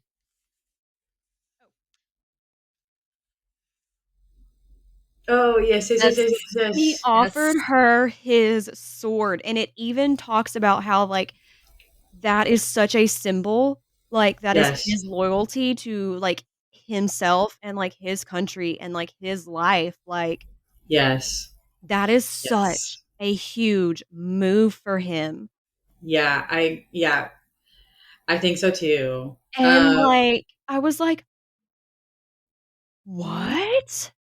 Yeah, He did what? I think he's really gotten to the point where like now they're going to be kind of like on equal footing, right? They are both working for the king. They're like, you know, kind of equals in that regard. And I think I talked about this on like our first half, right? I think Kale has always had a respect for like how dangerous Selena can be, and like he has a perspective of like being the flip side of that coin, right? And that he also has the potential to be dangerous, but he feels like he's doing it for like righteous reasons, and he kind of feels that Selena's not, Right. like not as righteous. I don't know the word right now. It's late, guys. It's like they're the same person, like, they're doing what they have to do, Yes, like, Selena's been doing it because she has to survive, like, she's had to survive, yes, and I wanna point out that 2 of the lords, like, it seems like word has, like, gotten to yes, Jewel, and, like, she recognized 2 people that hired her separately to kill literally the same person, and, like, how she, like, weaseled both of them out of yeah, their money, and I just loved that because that just kinda shows how savvy she is and, like, how yeah, pragmatic she is, like, her and Kale are both pragmatic, but they do these things on the opposite side of the fence, like, yes. Kale Like is there, captain of the guard for the king, but he's actually never killed anybody. Kane was the first person he's ever killed. I was surprised about that. And but see, I wasn't because captain of the guard, like, you're not the way that I view it is, like, the king doesn't wanna put him in those situations Hmm. on the battlefield, like, he's more of, like, an advisory And type position. Nehemia is like calls him a soldier, and he's like, "I'm not a soldier. Like I'm part of the guard. Like there's a difference." And she's like, "No, there's not." But it's like they're just guards. Yeah, He's yeah, yeah. Right, I like, just, he's there if something happens, like, he's there to do all the major big things, like, he's, like, the major head honcho of the guard, like, they yeah. soldiers I was just thinking that like, you know, strategy. he is very young and he was promoted very quickly, so I had assumed that like he rose through the ranks kind of, like he did something very like, you know, like that Yeah, had a lot of valor behind it that like made him rise so quickly. So I was kind of surprised that like Kane was his first kill. Um yeah. and then but I do think, right, that shows that there's still two sides of the same coin, right? In that like she has hundreds if not thousands of kills under her belt, and Right. like he didn't have any, and like just kind of like this dichotomy between them, but also like what keeps them together, right? You know. It's what will um always bond them, like, I think there's even a part, I forgot where it was, but, it said something along the lines of I think it was actually when he gave her his sword or offered her his sword or something like that, like, "They're forever linked" or something kinda thing, I cannot remember where it was now, I'm gonna have to, like, dig for it. yeah, I can't remember where that was either. But, like, I remember that was super significant and, like, I marked it with my relationshipy stuff. Yeah, but I mean I do think like you're going to see that. I think kind of like Dorian and Selena are kind of fundamentally different. I think we will find that like Kale and Selena are also kind of fundamentally different in that I think if a relationship does start with them, that possibly there's a situation where like it's a situation where Kale has to pick like Selena or like one of his um what do you like how do you say it? Like he's loyal to the king and he's loyal to his country because he feels like that's the right thing to do and like that's what's expected of him and like I don't know if you guys know anything about like Dungeons and Dragons, but that would be like a lawful good kind of person. Like they're looking at legitimately like what's written down and kind of the laws of the land, and they determine like how they operate within those laws of the land. But like Selena is more like a chaotic good in that it doesn't matter what the laws say. I determine what's right based on like my own personal morals, not the laws, right? And Yeah. I think Kale is very much like the letter of the law. I have to stick to that. And Selena's like, no, what's right is right and what's wrong is wrong kind of thing. And I think it'll come down to like something like that where Kale just cannot pick her over like the law or like his loyalty or something to that Yeah. effect. So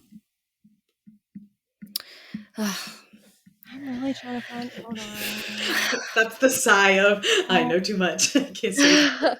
just, like, it's so exciting watching you guys, like it's, just knowing everything and watching you guys theorize, and You're gonna be but like, you were there's so all much, wrong. like, I wanna bring up from this story that, like, I can't, 'cause it's not Yeah, he Not can't yet. s it's yeah. Oh, not yet.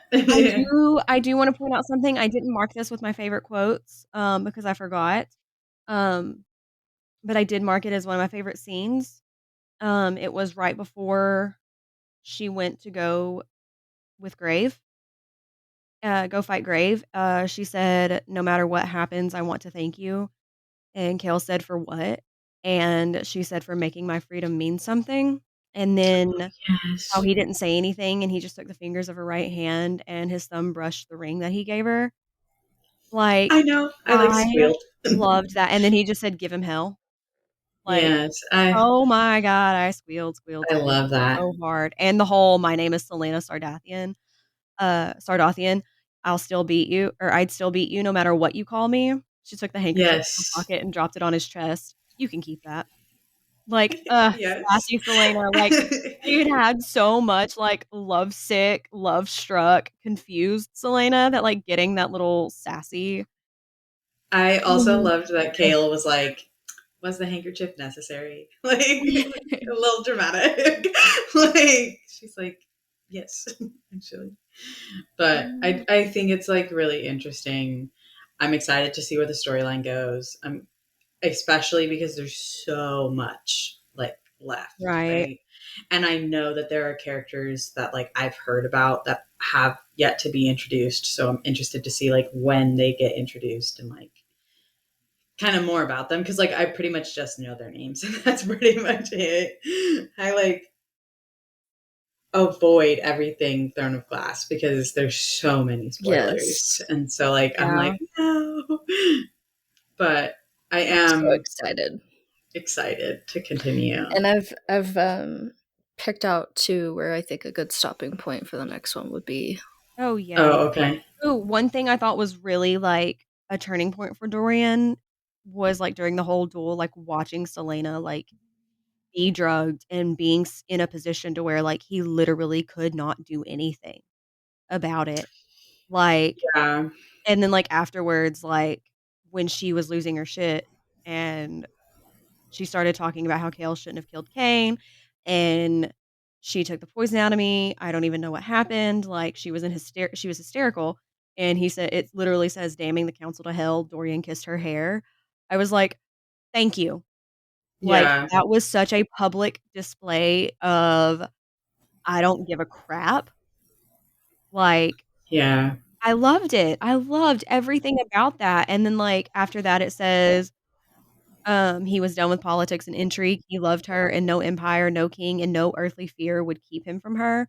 No, if they tried to take her from him, he'd rip the world apart with his bare hands, and for some reason, that didn't terrify him. Like, I do love that he part. is so coming into himself. Like, we've talked about him being lonely and lost for so long, like, he's finally coming into himself, and I Yeah, love getting to see him grow like he is and realize these things and, like, not being weak under his father and, like, being proud of himself yeah, and, like, perhaps he should start questioning his father, except he yeah. screwed himself with the yeah, I was like, "Dorian, Yeah. Yeah, that's the only Dorian!" thing that I'm like really hesitant about is like obviously now his dad knows about how he feels about Selena and like even though they're not together, like those feelings don't just go away and like his dad's going to use her as leverage against him. But I do think this is like the start of the growth for Dorian that he will need when his dad like dies and he has to like take over as king, right? Because like obviously his dad's gonna die. Come on. Like it's just a necessary thing that's gonna happen. I just don't know when. Like is it 5 books from now? Or like who knows? I But cannot find what Not I'm looking me. for, and it's killing me. no, you're literally the one who knows. No idea. I mean, Okay, Whoa. we need to Like go back to the duel because it says there's a spot on page whenever he comes to see her, whenever Kale comes to see her, and now I can't find it.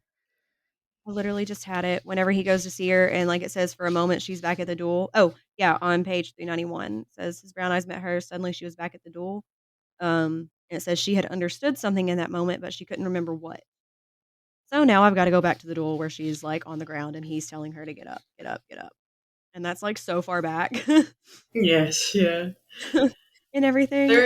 There are like a bunch of like little Easter eggs throughout this, which I love in writing. Like I love being able to like read a story and then reread it and pick up on so much more. You know what I mean? Yeah, that's And why I'm like, so excited to like read through like the rest of her books too, knowing mhm. that like there's such a tie-in and like since I've already read the first 2 Crescent City books, me and Kara did kinda talk about that already because, like, it's something that I should have known, but I was so caught up in, like, this story that, like, my brain didn't make the connection, and, like, now I feel dumb. Um, Secrets don't make friends. Okay, guys. okay, but you will find out, and, like, once you find out, like, you will know. Yeah. Um, I wanna say another thing that I really like before the last time she said, "I will not be afraid," at least I think it was the last time. It was whenever she was in the in-between and, she was kneeling on the ground, it said, right before she said, "I will not be afraid," it says, "Light and darkness, life and death, where do I fit in?" And, like, I really feel like that's kind of a beautiful, like, statement, like, few statements for Selena, like, that wraps her up in, like, a yeah. little bow. Yeah. Is her, like, is she good? Is she bad? Like, life, death, like, where is she in all of this? And it just, okay, get up, get up. Okay, hold on. I found it, or I found where the jewel is, but anyways.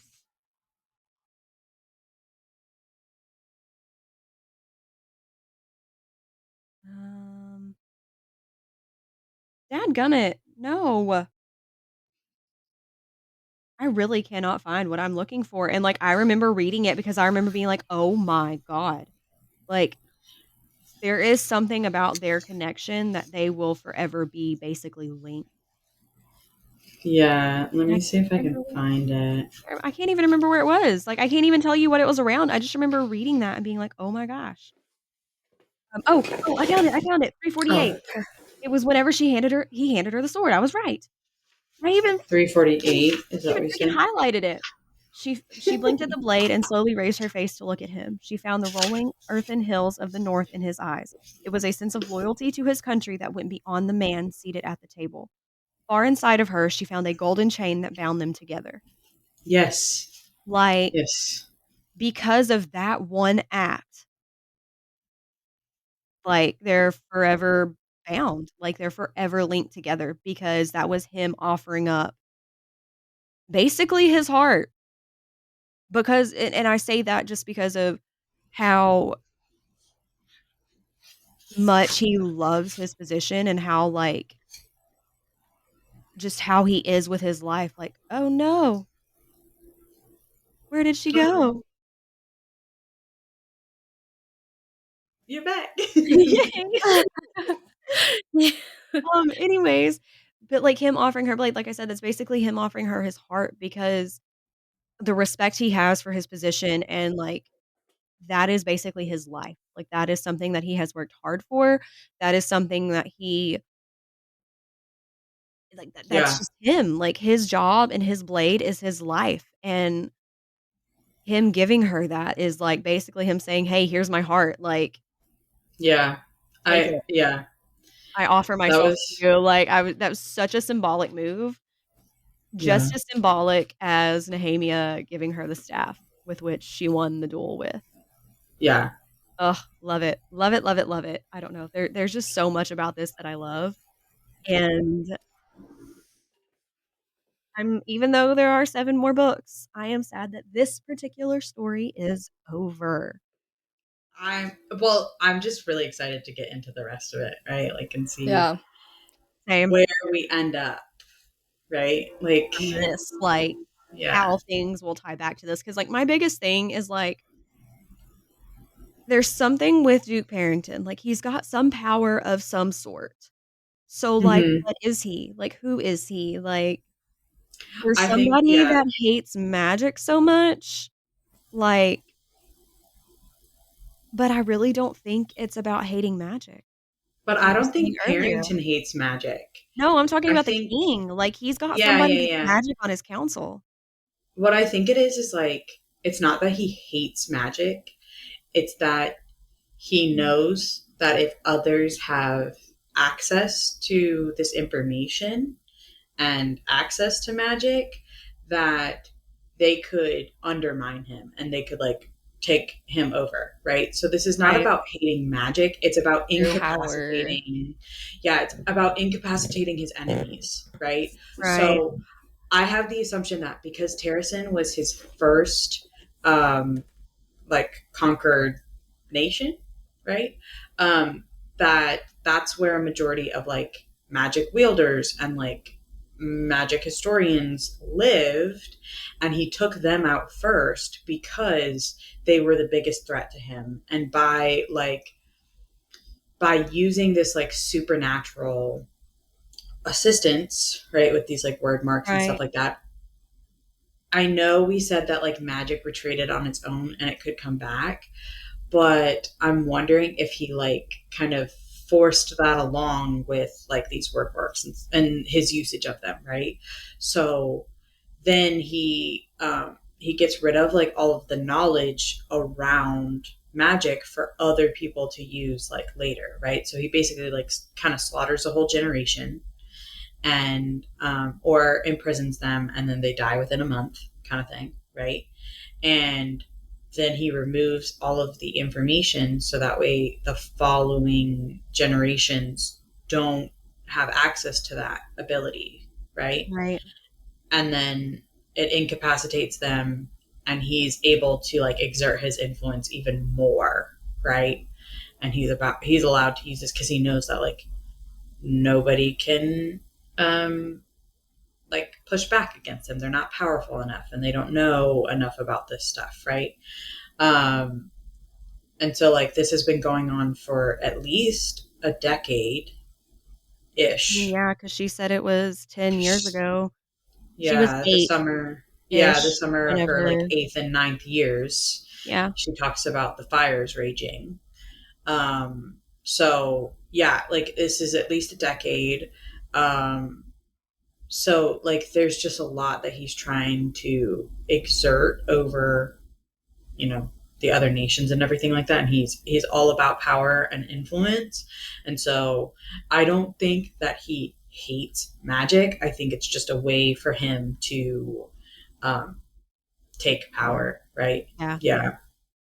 Yeah, I don't know. I know he's terrifying. I would not like to be left in a room alone in a room with him at all.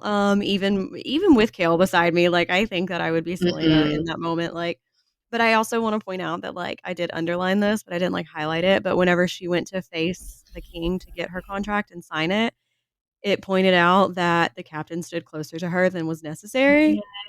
I Yes. was like, oh. Like, I he's love that finally little tidbit. realizing, like, it's not that she's weak or anything like that, it's that this person is the reason that she's in this position in the first place. Yeah. And, like, he obviously has no care at all, like, for anybody Well, other than himself and what he can do. And he obviously not doesn't trust Kale because he's not telling Kale anything, even though yeah, Kale's not absent guard, which is weird to not me. just that she's in this position because of him, like in terms of like her parents and like having to flee and go to Arobin, right? Not just that position, but also he's the one that sentenced her to Endovier, and then on like the first day in Endovier is when she got whipped, and she got Yeah, those three scars, and she talks about how like if it wasn't for the other slaves helping her, like she wouldn't have like made it, right? And right. so she's been in Dovier for a year, so she was like 17 when she got sent there, and that's just, it's a lot to go through at 17, and like that's terrifying.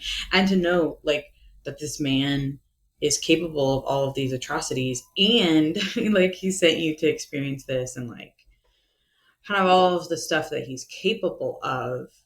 I think it makes sense that she's so terrified of him, Yeah. right? I mean, like, and just how he carries himself in general, like, he seems to be, like, Mm-hmm. a man that, like which we've read a couple of things in American Lit that have made me think this way, like, just men having just certain men, like, just how they are, that are all about, like, power and dominance and stuff like that. Yeah. They just He have that type of feel about them when they enter a room, they just, like, kind of suck the air out and, like, they take up all the room and all of the space in the room. Mhm. And that just, for me, is not a thing. I don't wanna be around that. I don't like that. Like, Yep. I found myself kind of, like, going into myself at the end, like, Yeah. whenever especially after the duel happened and, like, the word mark thing on her head happened and everything with Dorian had happened. So, like, in that moment, like, I was just like Selena, I was just kinda like, "Ugh, I don't Yeah. like it. I don't wanna. Can we, like, skip this?" Like, I don't wanna. Yeah. Yeah, I think there's like she writes her characters very well in that like you can feel that presence kind of thing, right? Right. So, very exciting. I don't know, I felt so bad in the duel though, like, with Kale and Dorian not being able to do anything, like, I didn't need so much from their perspective, Sarah, of Yeah. them, like, Yeah. wanting to do something and not being able to do anything, like, no. No, I Yes, didn't we need did. all It's those okay. feels. Yes, we did. But they're like it does just kind of really, I don't know, it's so well written, I think is my thing. And like to know that she was doing this at 16, and like that this was kind of the writing that she came up with, and like this storyline, and I do really like, and I can see why people like pushed her to publish it, right? Because it is Yeah, a good storyline, and like it is very compelling and very interesting, and like there's so much to learn about, like I don't know, it was so well done, and, like, I really like how even though it is a romantasy and, like, those elements are there, it wasn't so and, like, even though, like, the last little bit of it was romance focused, I think that was mainly to show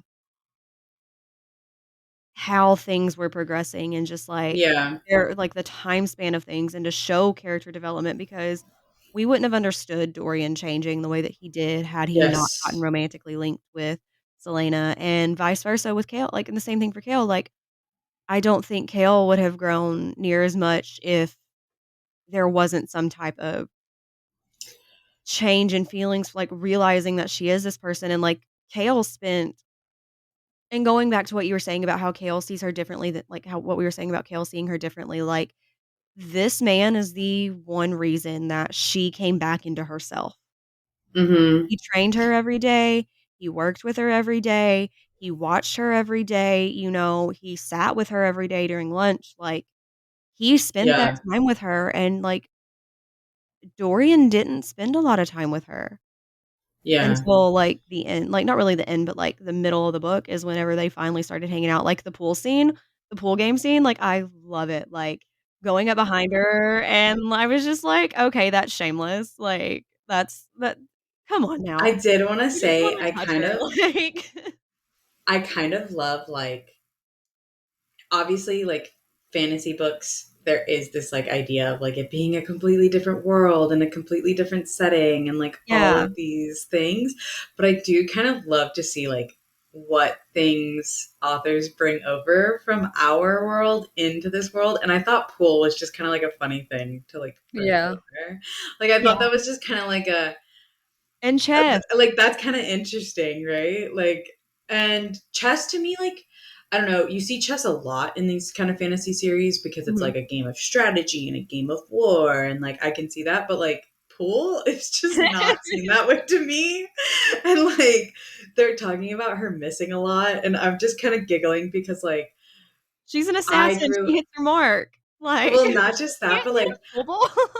I grew up like going up north to like my uncle's house, and the only thing that he had there for like us kids to play with was a pool table. And so like we've been playing pool since I was like super little, and like it's a fairly easy thing to like pick up. You're like, okay, you hit this ball and it hits other balls. And like the fact that she's like struggling with it so much, I was just like, girl. But I just kind of was like giggling about it because I was like, oh, that's kind of funny. Like with my own like just personal experience with it. And I do kind of like when you see that these like little crossovers happen kind of thing. And it's just interesting to me like what the author decides to bring over. Right. Yeah. Yeah. I mean, and I really like that this is not like like it is its own world, but it's still got like a modern-y type feel to it. So it's Yeah. kind of more of a, like, what our world would be with, Mm-hmm. like, magic and obviously word marks and demons that hang out in other worlds and spirits that, Yeah. uh, were apparently badasses. I also wanna point that out, like, Elena, like, corrected the story with Yeah. Selena, saying that, Yeah. like, I actually was, like, right next like, I wielded Damaris before, like, I've done that before, and, like, your legends just seem to have wanted to paint me as a damsel who couldn't do anything without a necklace, like That also like back in chapter 25 when you're first introduced to Elena and we're down in the tomb, Yeah. she says, because I pointed it out, that she says that this is Gavin, the first king, and then Elena, his queen and his wife, I think is how, or maybe his wife and his queen.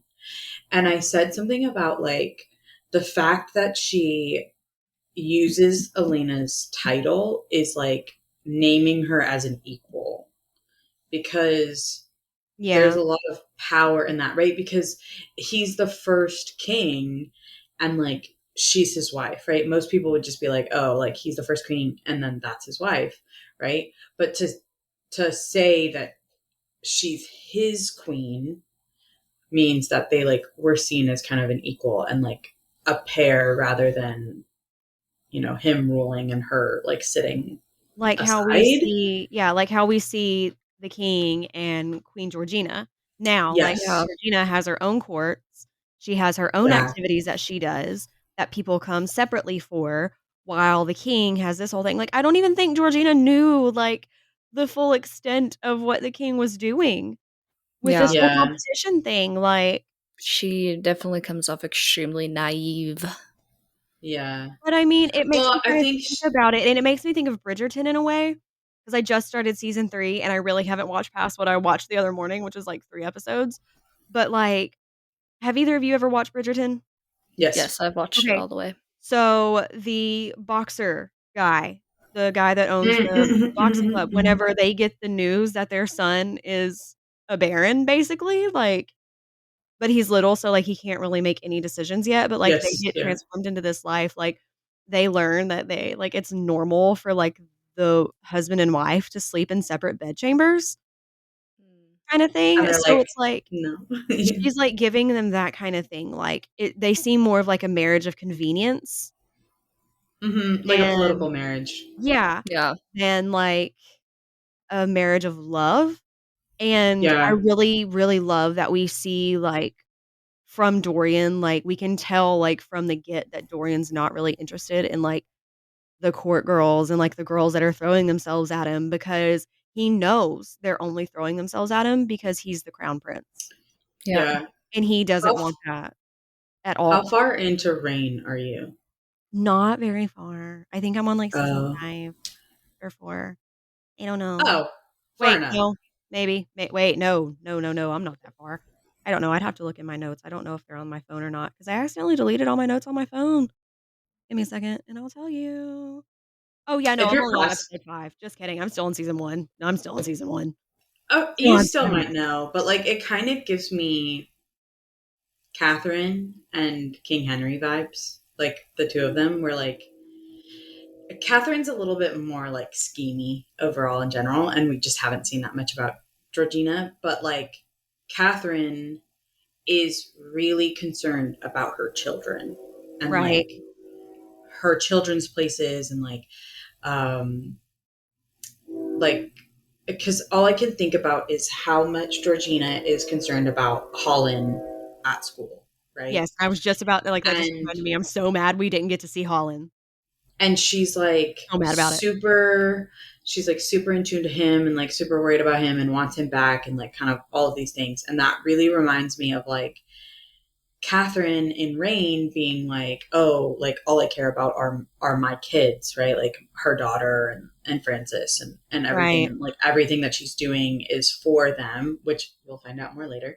Um, but that she really is like that's her number one priority. And like right. Henry is more like, no, I've got wars to win and I've got like shit to do and the Yeah, English are at my door and like he's just got all of this other stuff going on and he really like writes off Catherine and like doesn't see her as anything more than just this political marriage. That way he has access to the Medici money and like the support of the Pope and stuff like that, right? yes, all the things And that come with it. I think the same thing. We're going to find out kind of the same thing because we don't know that much about Georgina in general. We if and I feel like if we find out more, like she does have significant ties that like he needed, and that this is like a political marriage, and that she's content to just kind of like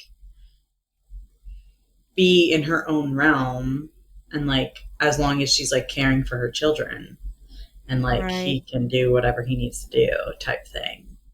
right, and, like, we also kinda get the vibe, or I do at least, that, like, he kinda treats her like he does everybody else, like, Hmm. his word is final, like, it doesn't matter that she's affected by Yeah. this thing, kinda like Holland being sent off to school, like, because I do remember she Hmm. told Dorian, like, in the first part that we read, "If your father would let me, I'd bring him home right now," kinda thing, and, Hmm. like, she's not okay with this arrangement, but she doesn't really have a leg to stand on regarding it because he is Yeah. king and, like, his word is law, and that makes Yeah. him terrifying because if a wife can't stand up to her husband in a way, like, especially regarding their children, Yeah.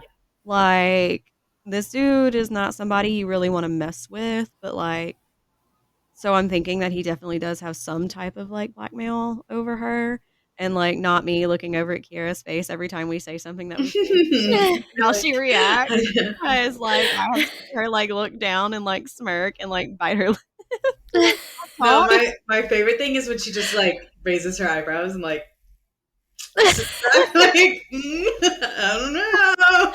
Like, I know, but that's no, part of but what makes this so fun just because, like, I get like, we're sitting here talking about these things, and, like, I know over there she's, like, secretly dying inside because she just wants to say everything at the same time, like, she doesn't It's want to like say anything. it's really hard to not like pipe like it. I've almost like spoiled things like 20 times. It's so hard to because it's just like we're not there yet. Like, Like, "Wait, stop." yeah, it's hard. So I've just been quiet. I'm just listening. I'm just enjoying. I know, that's Yeah. why, like, we keep like, I keep talking and, like, I just keep waiting for you to, like, pop in with a question, but now I realize, like, we finished the book and, like, you can't really ask any more questions right now because Yeah, Yeah. we still have to yeah. read more to get And more. it's hard to yeah, and I don't wanna, like, ask questions that are, like, leading, you know? Yeah, yeah, Like yeah. yeah, like, want you guys to I don't know, realize things organically. like we said earlier, I think that this was a really, really good debut book for her, Mhm. especially considering it leads into, like, another 6 books plus Yeah. AB, and I just think that's really, really cool, and, like, I really kinda wish I could, like, have, like, a time turner or a time machine or something and go back in time and read what it was before, Mhm. just so I can see, like, how much she actually changed versus how much she didn't. You know what I mean? Like, I think that Yeah, would be, like, really cool just to kinda see, like, what she decided was worth keeping, in a yeah, sense, like, once she really decided to be like, "Okay, okay, people really think I could publish this, so I'm gonna pull it," like, Yeah. and also, how long did she have it on Fiction Press? Like, I know she started writing it when she was 16, but, like, when did she do we know when she published it on Fiction Press, or Well, she's like 38, I think. Because I think I looked it up because I was like, wait, how long ago was 16 for her? yeah, she's Yeah, 30. Oh, she she's was a March baby too. yeah, Her she's birthday's actually coming 38. up in 3 days. Ooh, happy early birthday. Definitely gonna post about her on the pod and the Bookstagram. Yeah, so she's 38. So if we say 16 years ago, she started writing it. It's 2025, so that would be what, 2009? Is that right? And then she published Throne of Glass in 2012, so that's 3 years. And Yeah, she okay. published Throne of Glass and the second one, Crown of Midnight, in 2012, both of them. So I'm assuming that she wrote both of them, had them on Fiction Press, and then pulled both of them to publish. Um,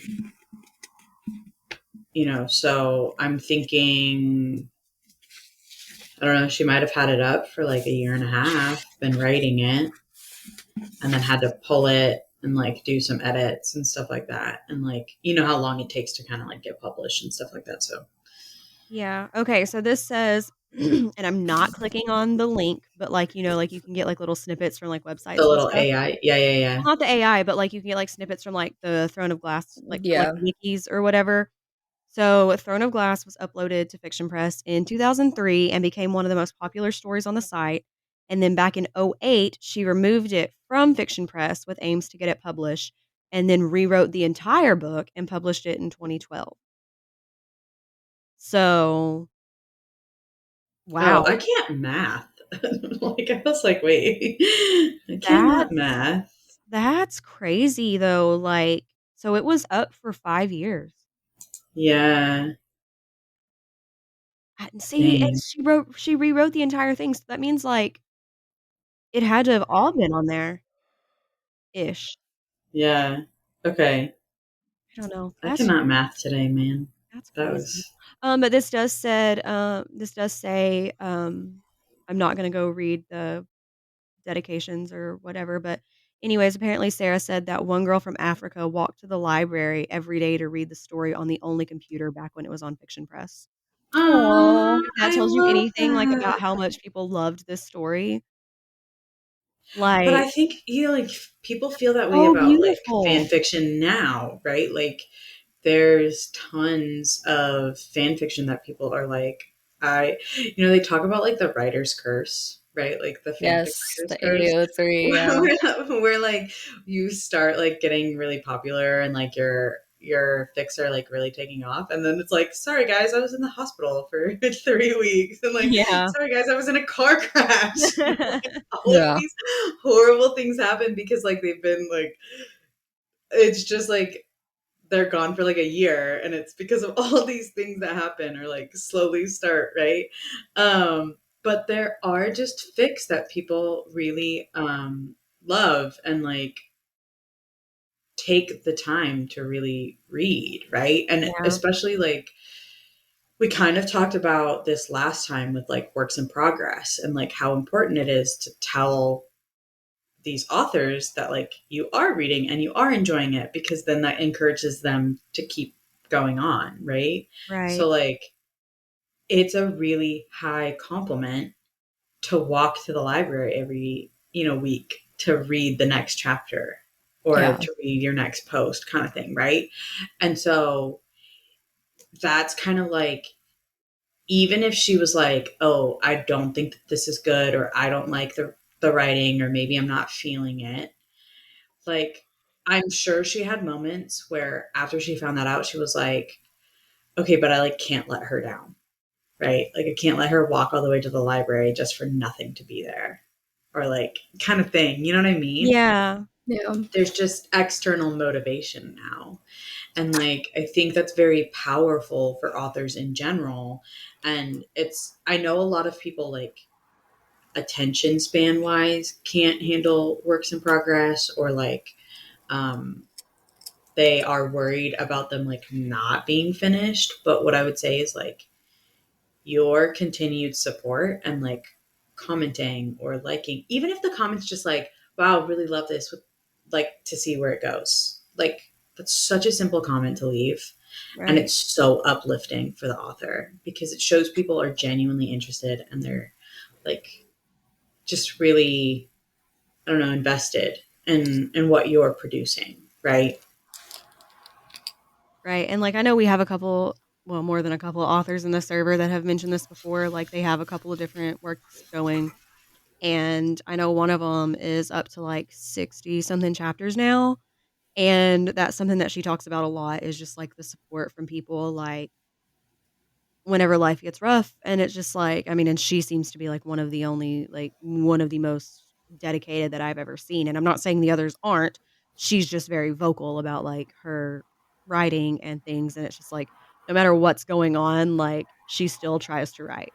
She always Yeah. tries to write and work on her stories, and, like, she always talks about how, like, seeing all these people that are following her works in progress, like, just seeing the comments that are just like, "Oh my god, I love this. Oh my god, please update soon. Oh my god, I can't wait," or, "I was so happy when I got the email notification, like, that you updated," Yeah. and, like, that makes me think of, like and, like, knowing that Sarah posted this on Throne of Glass on, Fiction Press, it kinda makes me wonder, like, what original stories we're all missing out on because of Yeah.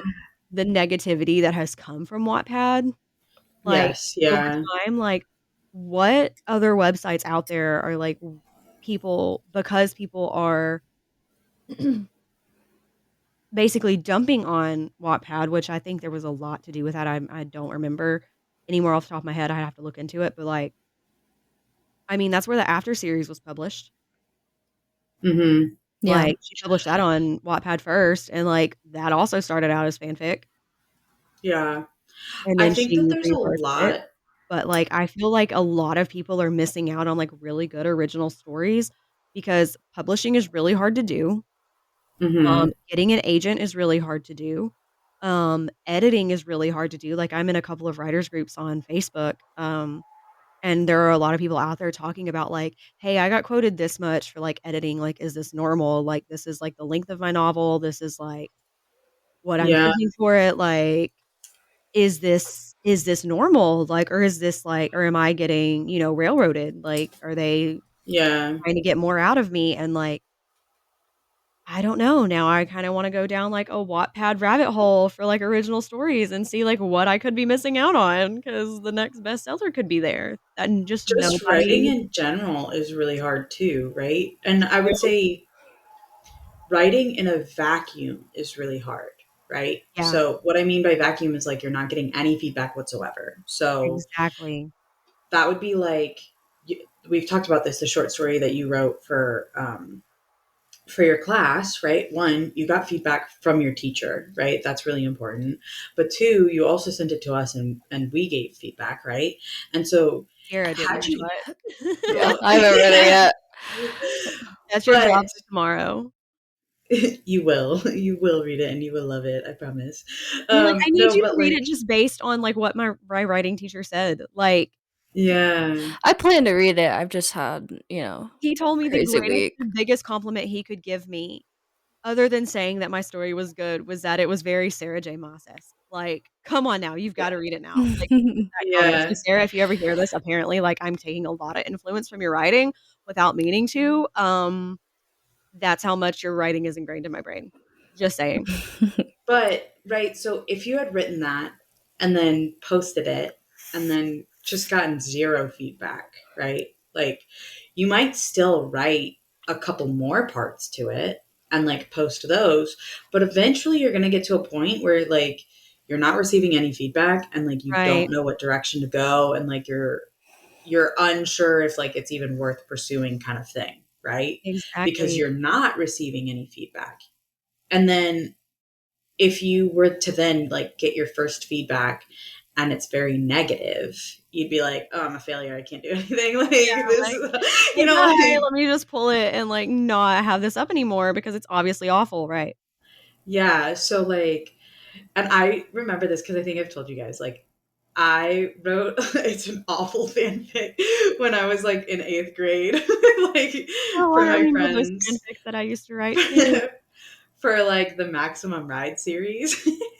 Oh And Lord. like it's a very accurate criticism, but like I wasn't writing this to like have it be this profound story. I was writing it to like have fun with my friends, and my friends were reading it and my friends were giving me really good feedback, but like they're my friends, they have to. Yeah.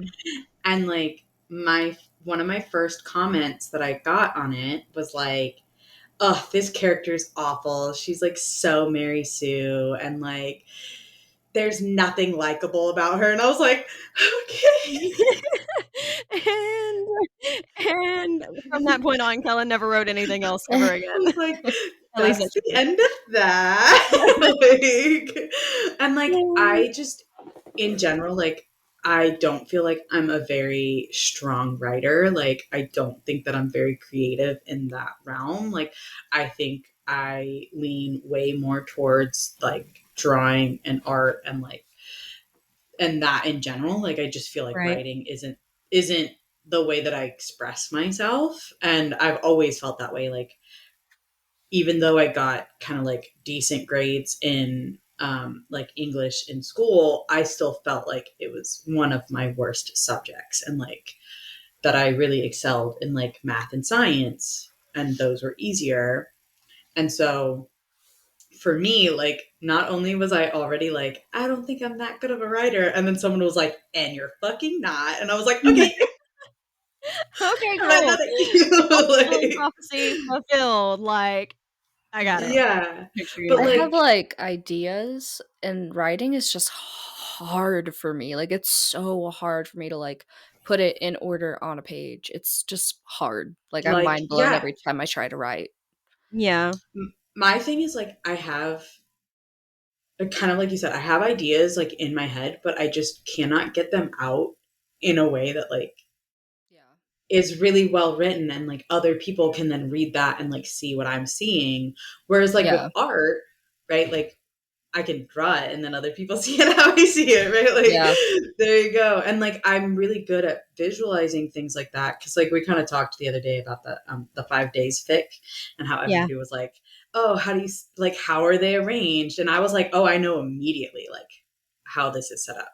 Like I there was no question in my mind of like exactly how they're positioned and like I still kind of want to do like a big art piece around it, but I have Oh, that'd other be things on my cool. docket. But like I part of my thing was like I was trying to show you guys and like in my mind I have like the perfect vantage point of like seeing everything that like they're describing, but then I was like how do I draw that in these like little stick figures for you guys to see and like understand because like I legit just pulled out like the whiteboard that I was using for work and was like, it's roughly like this, right? And it's just one of those things where like I could visualize that, but I could never put that in writing and like have somebody else picture what I'm picturing. Yeah. And so it just always really amazes me when writers do things like that. And you can really sit there and you can really visualize what they're talking about. And it is one of those things where writing is a skill that needs to be fostered, right? And Mhm. I feel like a lot of people in general kind of feel like these creative fields, you either have the talent or you don't. And like, that's it, right? Like, you're either born with it or you're not. But it is still a skill that can be learned. It's just easier for people that have like a natural affinity to it to like learn Right. more quicker. But like, if you like, because one of my art teachers in high school, like the first art teacher that I ever had, one of the things that he did was like in the beginning of the year, he set up like these still lifes, which are with like a bunch of like broken pots and just stuff that he had around. And he would put it in the center of the room, and then all of your desks were lined around it. And then you sat at that same desk for the rest of the year. And your first assignment was drawing this still life from your perspective that you're sitting at. And he would say, like, it doesn't matter if you can't even draw a circle. Like, you can still get something on a page that resembles what's in front of you, even if it's not perfect, because you're not looking for perfect. And then at the end of the year, he would give you that same exact assignment. And then you would do it again. And then he would show you the difference in what you first did and what you did at the end of the year. And even students who are like, I don't have an artistic bone in my body, I don't know how to draw, like I can't even draw a stick figure kind of thing, like he would show them the difference in what they've done and been like, okay, this one at the end of the year is better than this one that you did at the beginning of the year, because you've learned things and you've, you know, fostered that skill of drawing and kind of learned composition and things like that, right? And it was just a really kind of important lesson for me in that there is nothing stopping you from acquiring a skill if you want it. Yeah. It just takes practice and it takes dedication to learning it, right? Yeah. And I think a lot of these writers kind of are using fan fiction or just, you know, like being able to publish online as a way to foster that skill and get kind of this creative outlet, right? Right. Um, and I think we have to create an environment where they want to, you know, kind of continue to foster that skill and learn it and like grow. Yeah. I mean, that can be said for, like, everything, and first of all, your art teacher sounds like an amazing person, and, like, I he love was him. made He's to so be a great. teacher. Like, that kind of reminds He's me so cool. of, like, my English teacher in high school. Like, she commented on my post one of my posts is before I dropped my online class. Um, but, like, I had posted a picture of, like, my book open with, like, my highlighters and my sticky notes and stuff like that for annotating and everything. And she asked me, like, what it was because she couldn't really tell from the angle of the picture, and I told her, and, she was like, "Yeah, I knew you were in school. Again, I just couldn't see, like, what this picture was," and I told her, I was like, "I just really hope everything you taught me in English, like, back in high school, because I had her for, like, 2.5 years of English. I was like, "I really hope that, like, everything you taught me, like, is still in my head somewhere," because she just fostered a like, which I already had a love for reading, I always have ever since I was a kid, but, like, she just really fostered a love for, like, that type of reading, like, not just reading for fun, but, like, the type that we're doing now, like, the sitting down, Yeah. analyzing it, and stuff like that, and, like, I'm really glad that we're doing this because, like, it's helping me in this skill, which I'm able to take back to school and apply at school too. It's a little bit Yeah. harder with the texts and stuff that we read at school because they're like, you know, like 19th century type They're more stuff, in like, depth. Yeah. Yeah. I Yeah. had to Yeah. read a Faulkner piece for my intro to fiction class on Wednesday, and, like, I'm just like, "Oh, okay."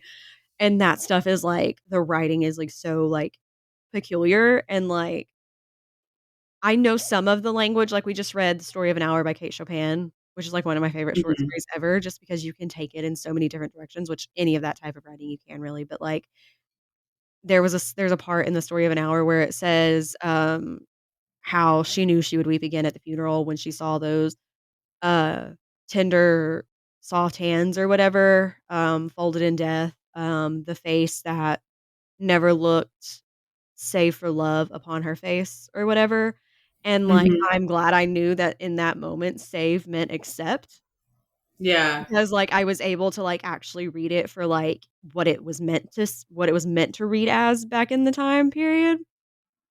But, like, reading closely is something that I am really, really good at, but I can't read closely until I read it a second Once. time. Like, I have Or to read it yeah, like once first, and then I have to go back through because I have to make sure I understand it first, yeah. understand, at least the majority of it, and, like, art I took art classes in school, and, like, I had really good art teachers that I love, but, like, art is not my thing.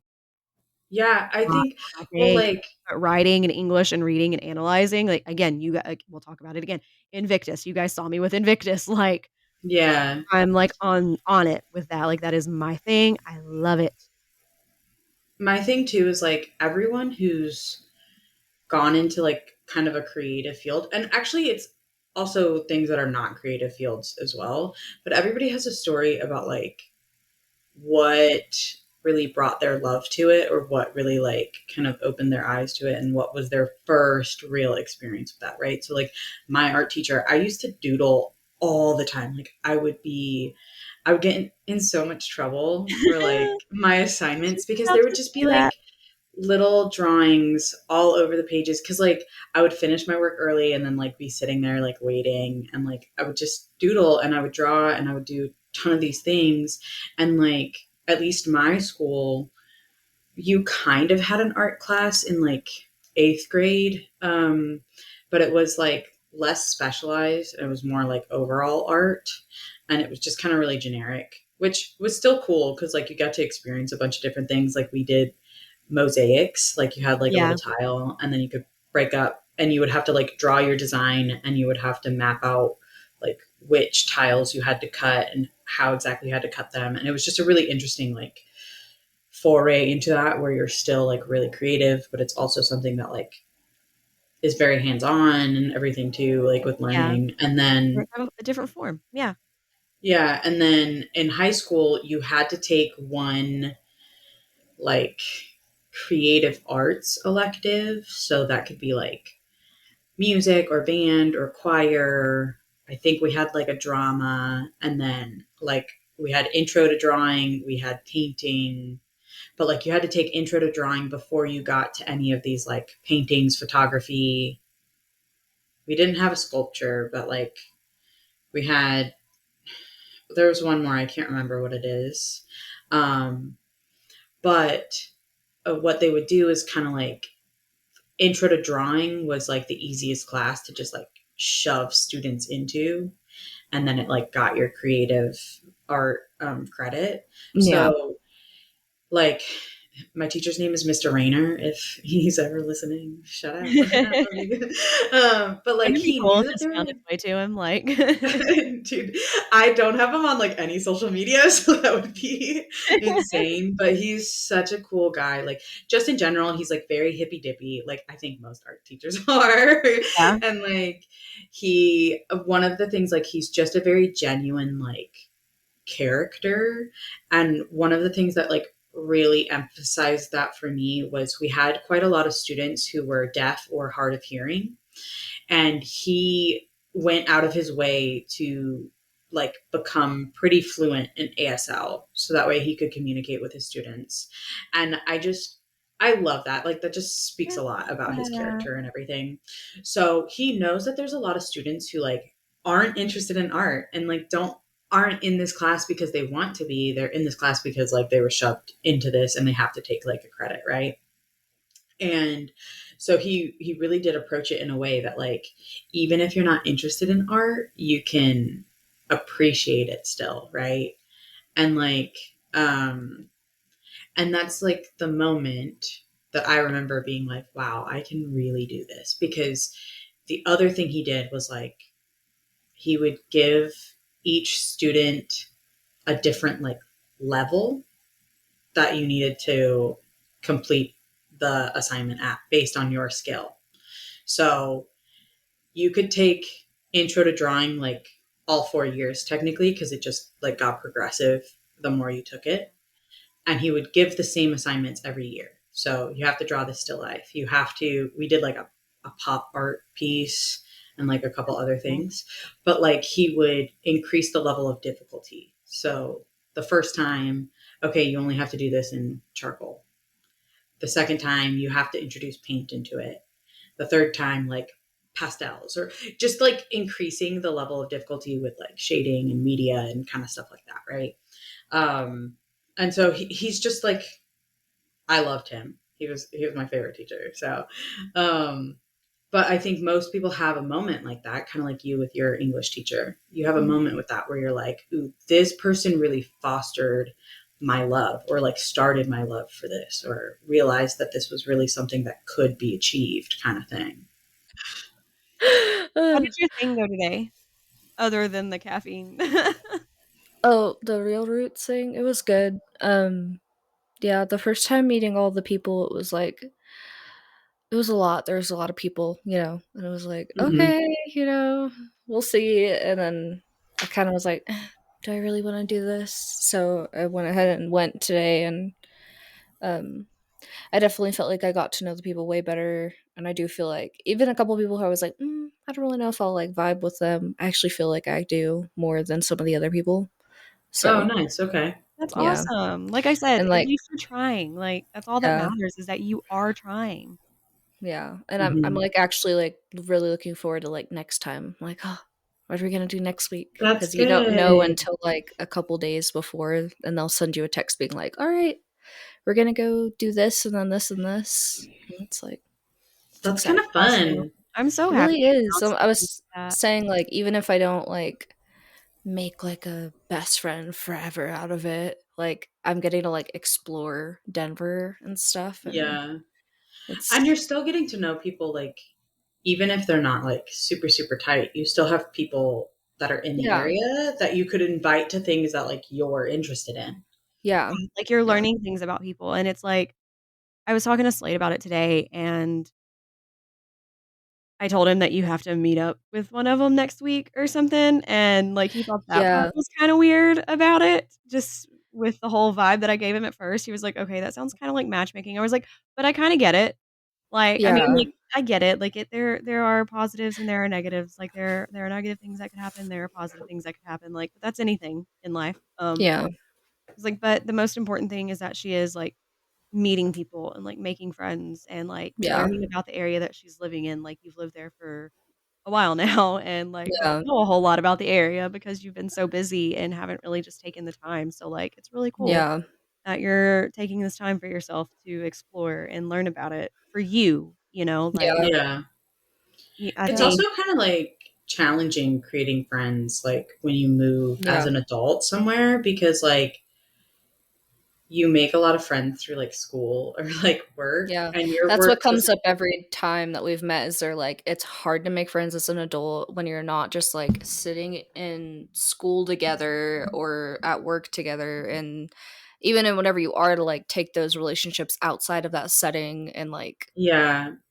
yeah, And and like, it's like one and and it's like like, when they're work friends, like, once they leave or, like, you leave, like, eventually that or even school, like, college, like, I have a picture with 2 people that I went to college with that were in, like, 3 of my classes for, like, 3 semesters straight, and, like, they came to our wedding and everything, and, like, I went to her wedding, and I went to her one of their bachelorette parties, like, but, like, now we don't even talk yeah, yeah, because life we're just gets adults, in the and way. life gets in the Yeah. yep, way, and being adults and having friends is hard.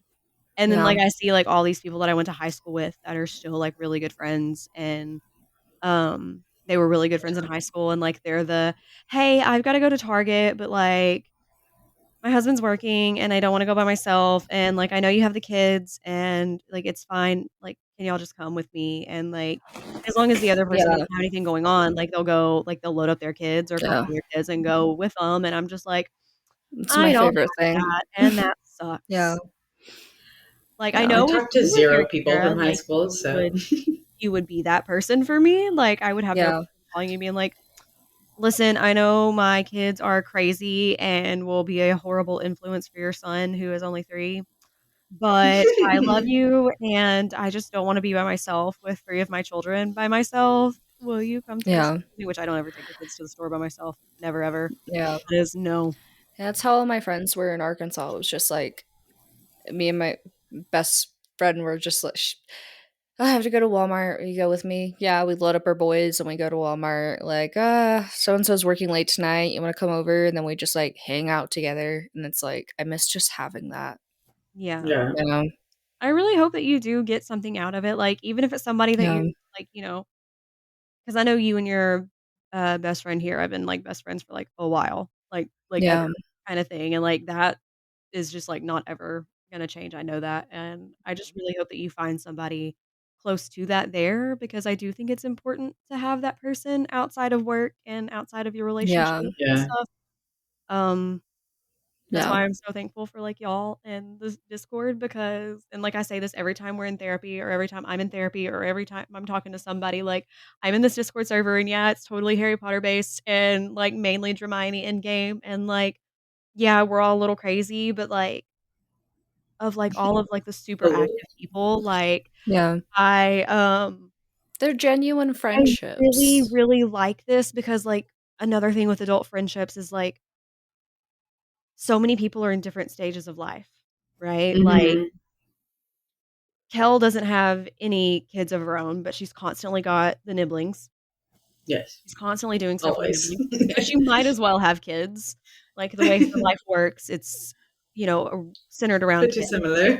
Me Yeah. and you have kids, and, like, we know that, like, the other people aren't, like, gonna be able to, like, we're not gonna be able to Yeah. jump every time the others want us to jump, and, like, when you have those people that are in your life that are supposed to be your friends, like, you're supposed to be able to say, "Okay, yeah, I get it, you're busy, like, I understand that you may not be able to talk for a little bit, like, I understand that, like, you may not get back to me, like, I know you'll get back to me when you can.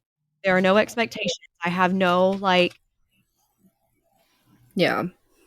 sorry, my cat's scratching in a box. But, like, that's the thing about the server, like, I feel like no expectations to be a certain type of way and to Yeah. be super active, which I'm Yeah. running the Instagram tomorrow, like, starting tomorrow, so, like, I have to be a little active on that. Yay, this is gonna be fun to try and balance with school. Anyways, so yeah, but yeah, like, everything just feels so authentic and genuine and, like, Yeah. stress-free as opposed to some of the friendships that I've had, like which the girls that I was just talking about that I was friends with in school the last time I was in for my psych undergrad, I love them, I wish them nothing but the best, and they still hold a very dear place in my heart because they didn't put those expectations on me, like, they knew I had kids, they knew that I was busy, they knew that, like, I had these responsibilities outside of school and that, like, I wasn't just, like, a free single person that could go do whatever whenever, Yeah. and they never expected me to be anything other than that, and they knew that I would be there, and, like, we had school together, so even if, like, I didn't talk to them over the weekend, they knew they'd see me on Monday, Yeah. school, and, like, I just love, like, whenever I pop into the server and I'm just like, "Oh my god, life has been so crazy, I feel like I haven't talked to you guys in forever," when in reality, it's only been, like, 3 days. I know, it feels like Yeah. every hour is like a year. I I feel know, like but and, you like, my thing too is, like, even though there is such, like, a wide range of, like, age groups and stuff like that too, right? time And, zones. like you said, like, stages of life and, like, stuff like that, but, like, you still find this connection because, like, one of the big things for me is since moving here, like, I obviously have my family, but, like, I don't have any friends, like, that Yeah, are my age or anything here, and, like, even through work, everyone that I work with is at least a decade older than me. Like, Yeah. the closest one, she just got hired, like, this past year, so she's still pretty recent on my team, and she's still 5 years older than me. yeah, And, like, so for me, it's really hard to connect, not just because I, like, work remotely, right? So I'm not seeing people every day, and even the people that I work with, but 2, it's hard for me to connect with them because they're at such different stages in their Yeah. life. Like Yeah. there's a big difference between late 20s and late 30s Oh, and like huge. mid Yeah. 40s and like you know what I mean, like there's just a big jump, and like there's just not that connection there, right? And then my thing here is like everything that I do out in town is like for the nibblings, right? So Yeah. then like everyone that I'm like meeting there are also like moms, right? And so then I'm not like, there's still a level of disconnect there of like Yeah. I don't have the kids every time every day, and so like I am still a little bit more free in like what I can do and like my time and stuff like that. But like there's just something so nice about like getting on the Discord and kind of like you said, like you can be busy for a couple days and like pop in and everybody's still like, oh my gosh, Oh like my god, I miss you so Yeah. much. come And like, okay, back, this is what you right? missed. And Yeah. yeah, And everyone's just so supportive, like even when you are going through like big life things and like you say, hey, I need to take a step back, like everybody's like, hey, hope you're okay. Like Haas reached out to me about Sam because she like heard about it from and because she had sent me a message and I like meant to respond, and then obviously everything that was going on, like I didn't, and I like felt bad about it because I was like, shit, I should have said like, oh, sorry, going through something or whatever. And it wasn't a big deal that I didn't respond to the message. It was just like a, hey, how's it going or whatever, right?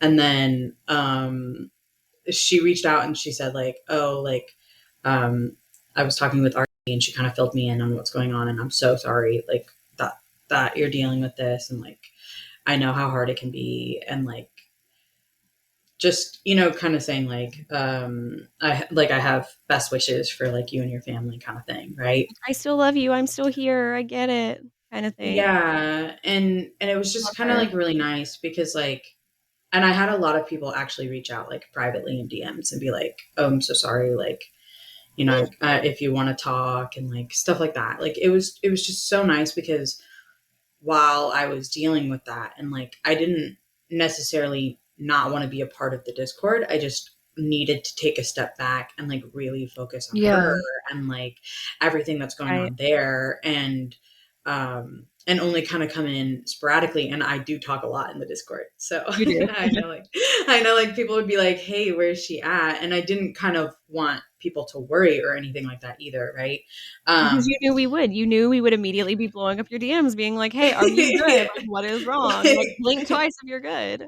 Kinda yeah, thing. for me to go kind of like radio silent would be like a pretty big red flag. You'd Kind of be the same like, it's kind of the same thing for Kiera over there. Like, if yeah, she like wasn't yapping away, like, it would be you'd be she's like, like is she alive? Do I need to like, do a wellness check? Like, I "Good, have her like, address. how Like, how I can feel I get like a the hold one of time I fiance?" got Like I feel like the one time I got quiet for like a single day, I had like people all up in my DMs being like, "What's going on?" including Meg. yeah, we yeah. So I think it was one of those things where like, hey guys, I'm going through the kind of like this hard thing, and I need to take a step back, and like everybody was like, yeah, take as long as you need. Like I'm here will for be you if you here. need. Like we're here for you. Like you can just jump back in whenever you want to, like kind of thing. And then, like I shared the pictures of her in the dog, the animal like area, and everybody was like so sweet about it too and everything. And it was just so like really really nice because like I have a bunch of friends from California like when I was working out there, but like even if I called them and said like, hey, I like had to put down my dog, they'd be like, oh man, that really sucks, and like that'd be it. And I was like, Yeah.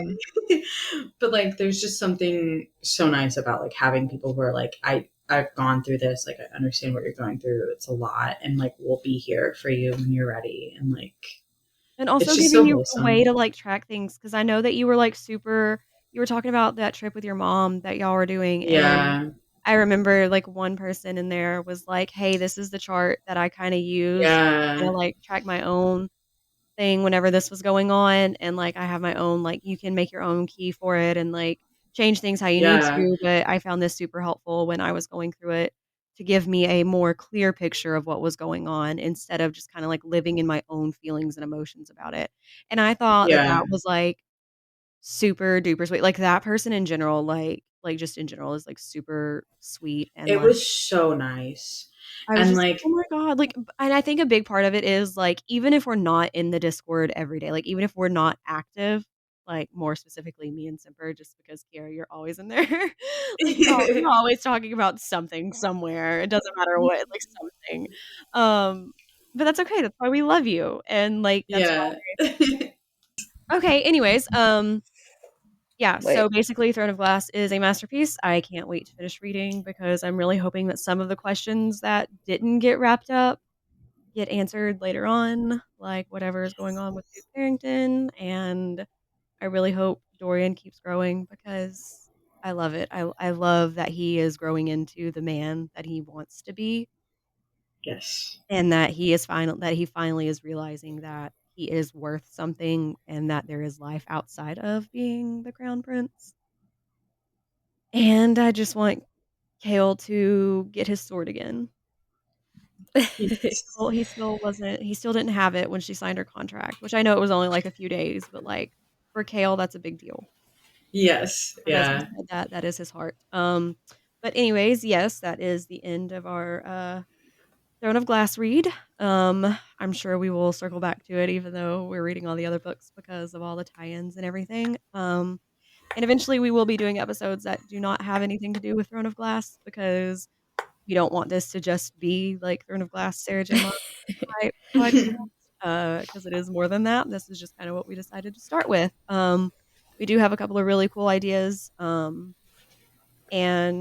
yeah. So don't forget to like, comment, follow, subscribe, and all that fun stuff. It really does help us. And if there's anything you guys would like to see or think would be cool for us to talk about, let us know Yeah. because we really don't know what we're doing, and like having in other people would be great because we're just We're kind just of winging it, here. guys. I don't like what we were talking about, the writing in a vacuum. If you don't get feedback, like you just kind of yeah. keep going. But yeah, no, we love it. We talk about books all the time, anyways. We talk about fics all the time, anyways, and we talk about our life all the time, anyways. So why not just do it and put it out on the internet where we're at with it? Anyways. Bye.